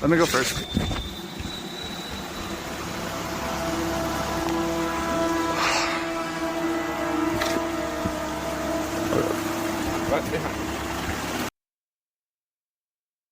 Yep. Now it's going to do another commercial, which is weird, because generally it doesn't do this. Wow, I just built the most amazing workflow on Monday.com. You build your own workflow? Why? There are a bunch. Some bizarre pale humanoid shape can be seen lurking in the darkness of the sewer tunnel. The two hikers just make a run for it. Isaiah posted his spooky experience to TikTok and the video instantly went viral. But many viewers were skeptical about the strange sudden cut at the end of the video. So, Isaiah posted an update to explain. So let me just explain something. I actually film on 3 different apps at a time to film my videos. Last night, I was trying to film everything on Snapchat. So whenever I recorded, whatever I recorded, I wasn't gonna just sit there and record it because I was running for my life, okay? And I'm not trying to be funny about this. Literally, I was puking. Like, I mean, opened his door mid-drive and vomited.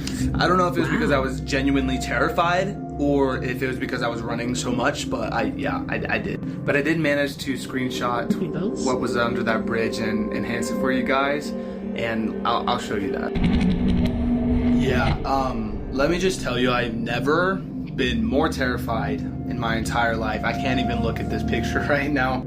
For you guys saying that it was like a friend, Grandma, what are you doing or in like that tunnel? somebody else down there, it may have been a homeless guy. I heard that theory, but I do not know what he would have been doing down there, butt naked.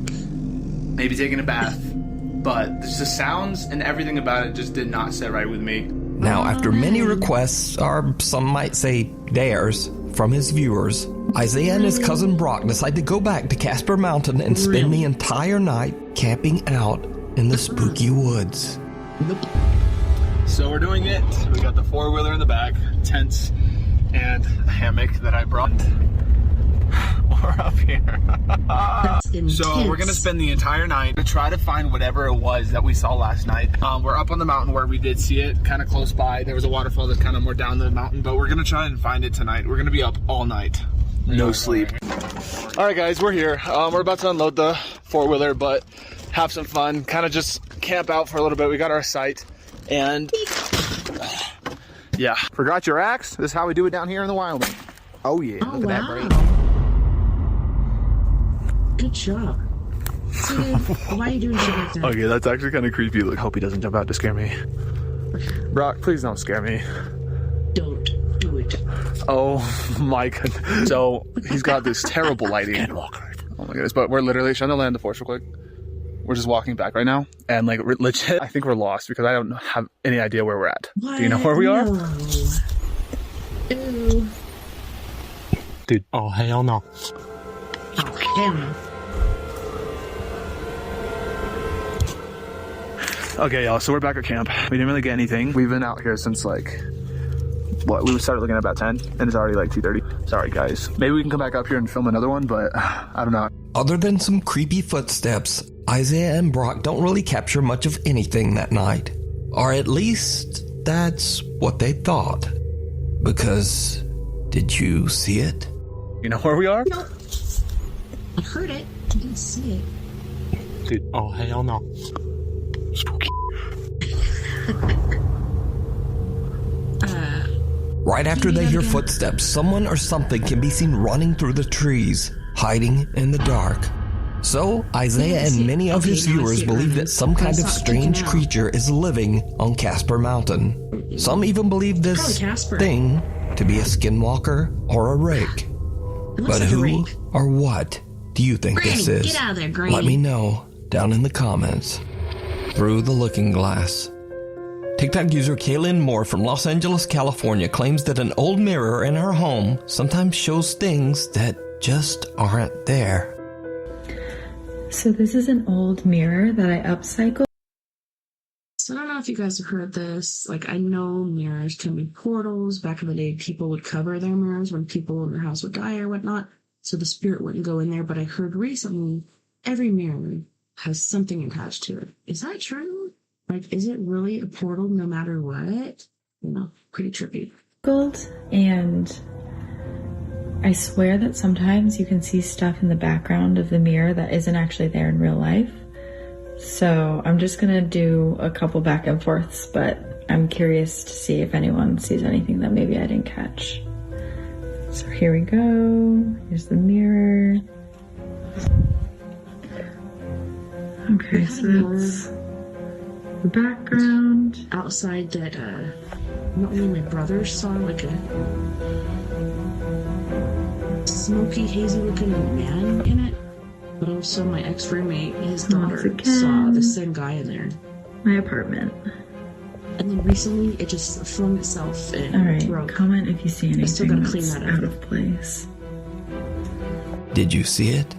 As Kaylin's looking in the mirror, something can be seen sitting on the couch right behind her. But when she turns around, it's gone. Whatever it is, it seems to only be visible in the mirror. Now, whether it's real or just another elaborate TikTok hoax, I don't like it. As always, I leave it up to you to decide. Monique Chacon is spending a fun day with her son at a park in California when suddenly the little boy begins to act very bizarre. Wow, it looks like something's talking to him. Right? I would turn that phone in. Probably something happened to whoever belonged to that phone, whose phone belonged to them. Didn't you see him like looking up like somebody was talking to him? Out of nowhere, the telling boy him? just suddenly seems to stop and stare at someone or something that we can't see. Damn, Then, tell without him. a moment's hesitation, he drops to the ground and starts digging furiously with his hands and finds a random phone from underneath the heavy pile of leaves. After watching the footage back later, Monique believes that something supernatural might have instructed her son to find that phone. Hi guys, I'm just giving an update on what happened to the phone. Well, I threw it away. I didn't think anything at the time of when I threw it away that I shouldn't have until I watched the video. After watching the video, it didn't sit right with me. It kind of gave me the creeps, actually. But there really is no story time. The phone was broken. The face was cracked. There was a battery on top of the face, like in the front of the face, but it was broken. So I threw it away. That's it. There's really no story time. He just played and I kept recording him. So that's what I do. I record all my kids when they're playing baseball, football at the park. I'm that mom that records every minute and second of their lives. But that's it. Can't believe she threw it away. So, unfortunately, Monique threw the phone away, leaving us all to wonder just what was on that broken phone. Now, I have to say that this is one of the strangest videos I've ever seen. But what do you think? Did a spirit tell the little boy to find the phone? Or just what is going on here? You tell me. The Newbern haunting. Sam Aldridge, his wife, and 2 young children live in a beautiful home in Newbern, North Carolina that was built in the late 1950s. Although the home is charming and spacious, Sam says that the property's history is not good. One of the previous owners passed away in the upstairs master bedroom, and the remains of 2 unidentified individuals were found buried in the backyard. Cause of death, unknown. Sam and his wife have both witnessed creepy, unexplained activity in the house, and they believe their home might be haunted. Even their family dog Loki seems very disturbed by what's going on. He has no shot collar, no Try to call them on Friday. shot collar at all. In fact, I'm going to go ahead and take this off just so y'all know that there's nothing there. Come on, bud. Hey, it's okay.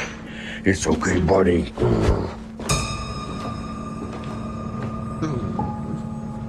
What is it, buddy? Settle down. Good to see you. Joel Adrian. Oh, I posted it. Is it laggy for you too, Adrian? Guess it's laggy on YouTube for Case. See, me and him both heard that. And see, now he's gonna fucking run and leave me up here like a douchebag. Hey, See? Straight up. don't hate the player, just hate the game. Say whip. Another commercial. Wix See, back in the gives day, you the power of AI to build the website you need. Send myself a video, it wouldn't do this whole commercial. Sam says that not only does the house have an odd history, but an odd layout as well. In particular, there is a strange door upstairs that seems to lead nowhere and has no stairs leading up to it.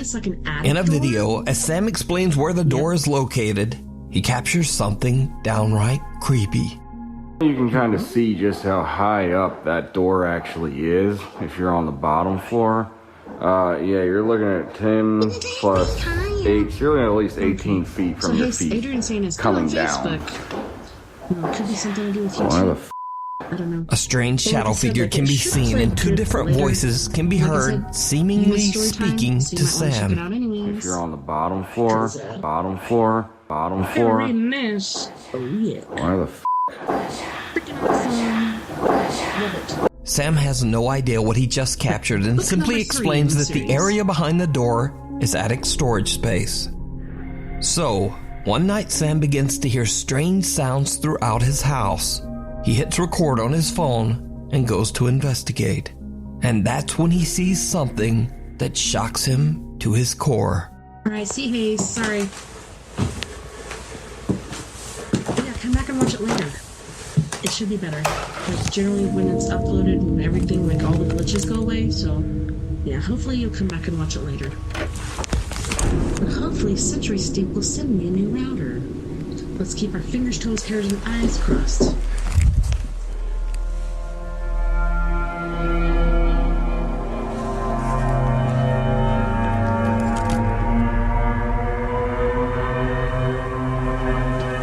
Man, my nose has been getting to me all night. I hope I'm not coming down with something.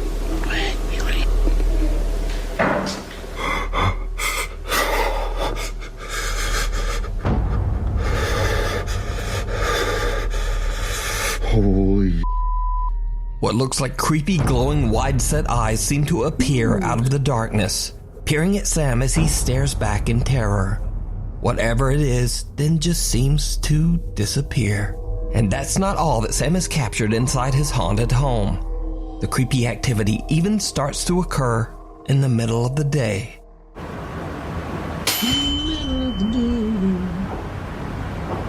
Well, that's not creepy.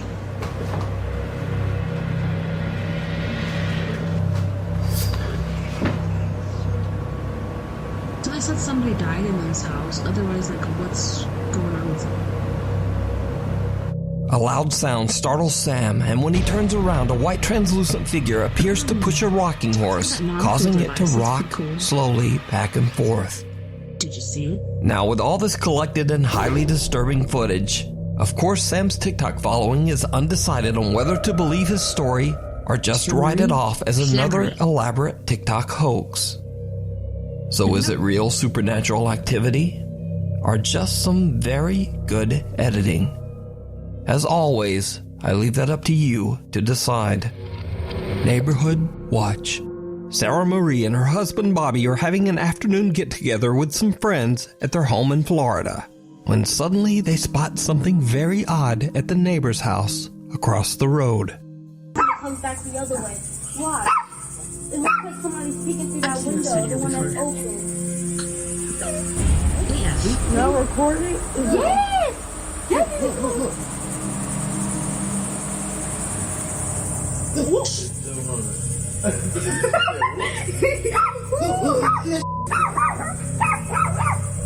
There's nobody in that house. There's nobody at all.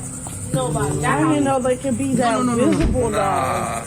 This That's what I was saying. A strange shadow can be seen quickly moving back and forth in Sarah's neighbor's home, freaking out everyone and even seeming to upset their two puppies. There's nobody in that house. There's nobody at all.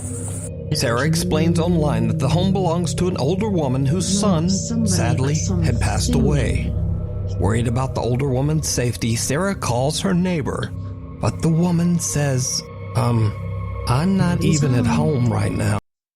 Okay, so I have to tell you, I don't know if you guys know about the whole Dylan Redwine thing, but that's why I started Four Corners Paranormal in 2012 and came out of the paranormal closet. But we went up to do some paranormal investigating at the house where Dylan was forced by the judge to go and see his dad. And Glow and Kat went across the grate. Me and Sadie stayed on the other side of the grate that's in the driveway. and we're just looking at the house. It looked like, you know, the color of when a TV's on in the house is kind of like a bluish green color. But you could see something like running very fast in front of the window. It's just like that freaking thing. It was trippy. So who or what could this be? I leave it up to you to decide. This next creepy video went viral on TikTok, but it was originally recorded by Indonesian Twitter user Host TessaTNT. Goose explains on Twitter that he was flying from Surabaya, Indonesia to Bali, and that he was the very first passenger to board the empty plane. As Goose is boarding, he records a video to send back to his wife. When he looks back at his footage, he spots something truly chilling. Selamat malam 15B. What is happening? Oh, yeah, I saw that.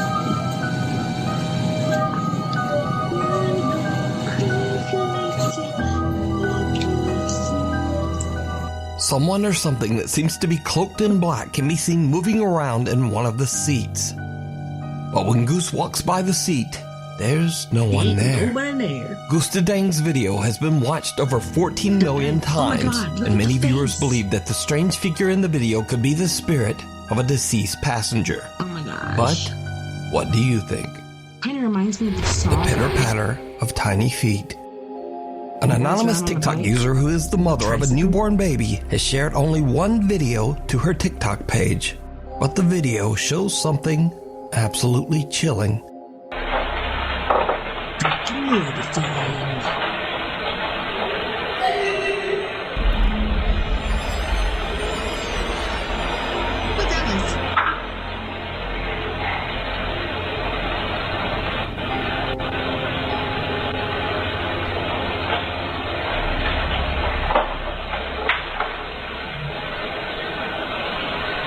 And when she was pregnant with triplets or twins too. And they're running around.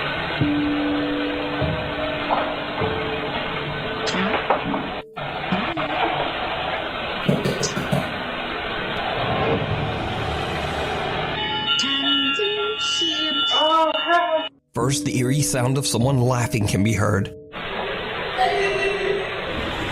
The mother is immediately alarmed because she lives alone with her baby. She then hears the patter of what sounds like small running footsteps. And that's when her home's backdoor motion detector goes off.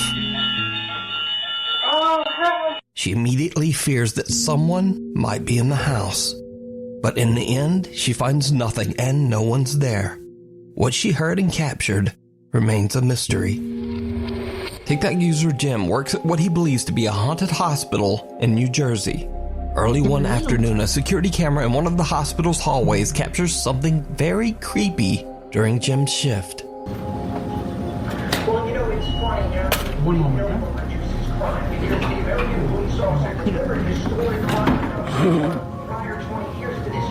Hospitals are so exciting. A supply cart can be seen rolling down the hallway on its own, freaking out the hospital staff nearby. Jim and his coworkers have no idea what could have moved the cart. But things are about to get even stranger. Another CCTV camera in the hospital's laundry room records something absolutely unnerving. Board it from here. Flying. How is this fucking possible?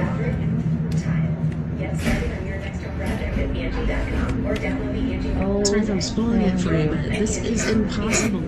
No way. See what I'm saying? No way.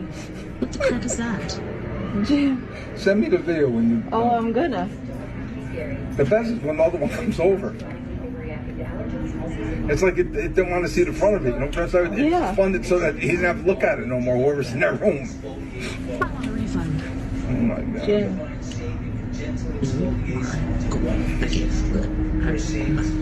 Madeline, you didn't see... Come and look at the second one. Here comes the second one. No, the second one's moving now. No way. Watch the second one, then the second one falls off. And the lady comes in from Do Diagnostics, she don't know what to say. She was like... She was on FaceTime with somebody. Watch the second one. Any second now. It happens. Look, here goes. It happens. Look. This does not happen. Look. The ghost. It happens. Yeah. Look at it. Who's spinning it? It's spinning. It's spinning the cycle. It's got to be spinning. There's no way Isn't that that they spin. bolted? There's no way. I don't care if it's bolted or not. They don't spin like that. Mine ain't bolted in my house. Mine don't come and walk around my. Look. See, look at that Look shit. how that one That just shit came out. should not be How'd it moving come out like like that. That was pushed out. I don't care what nobody says. You can tell me whatever you want. Me too. I can't wait to show everybody. Look, here, wait. Where's Keith? Show them the thing. Look, here. Look at this. Look at this. No way. There's a ghost here. No way. I'm showing them the ghost in the back. The ghost? Oh, did you ever see what happened last night? Forgot about it. The laundry. We'll die. The laundry, all the laundry things are there. Yeah. They just start moving. They just start coming out and moving and going in circles and what you call it. Hang on. Come and look. Yeah.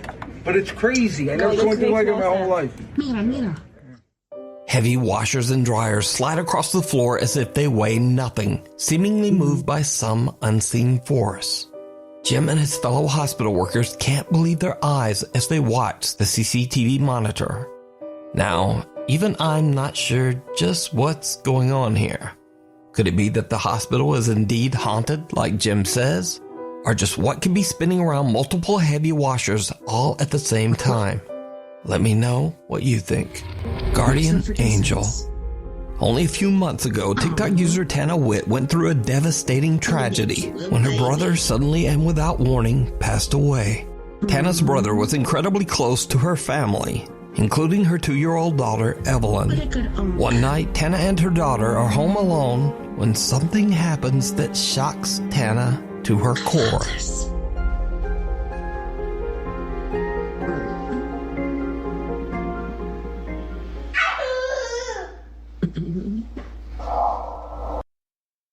Did you hear that? Holy shnikes. Sorry, guys. I need to pay for premium. I need to put more money into my damn... Time to help people customize and save with Liberty Mutual. Liberty Bibbity. I forgot my wallet. Pretty fun, if you ask me, right? I guess I need to pay for YouTube Premium or whatever crap.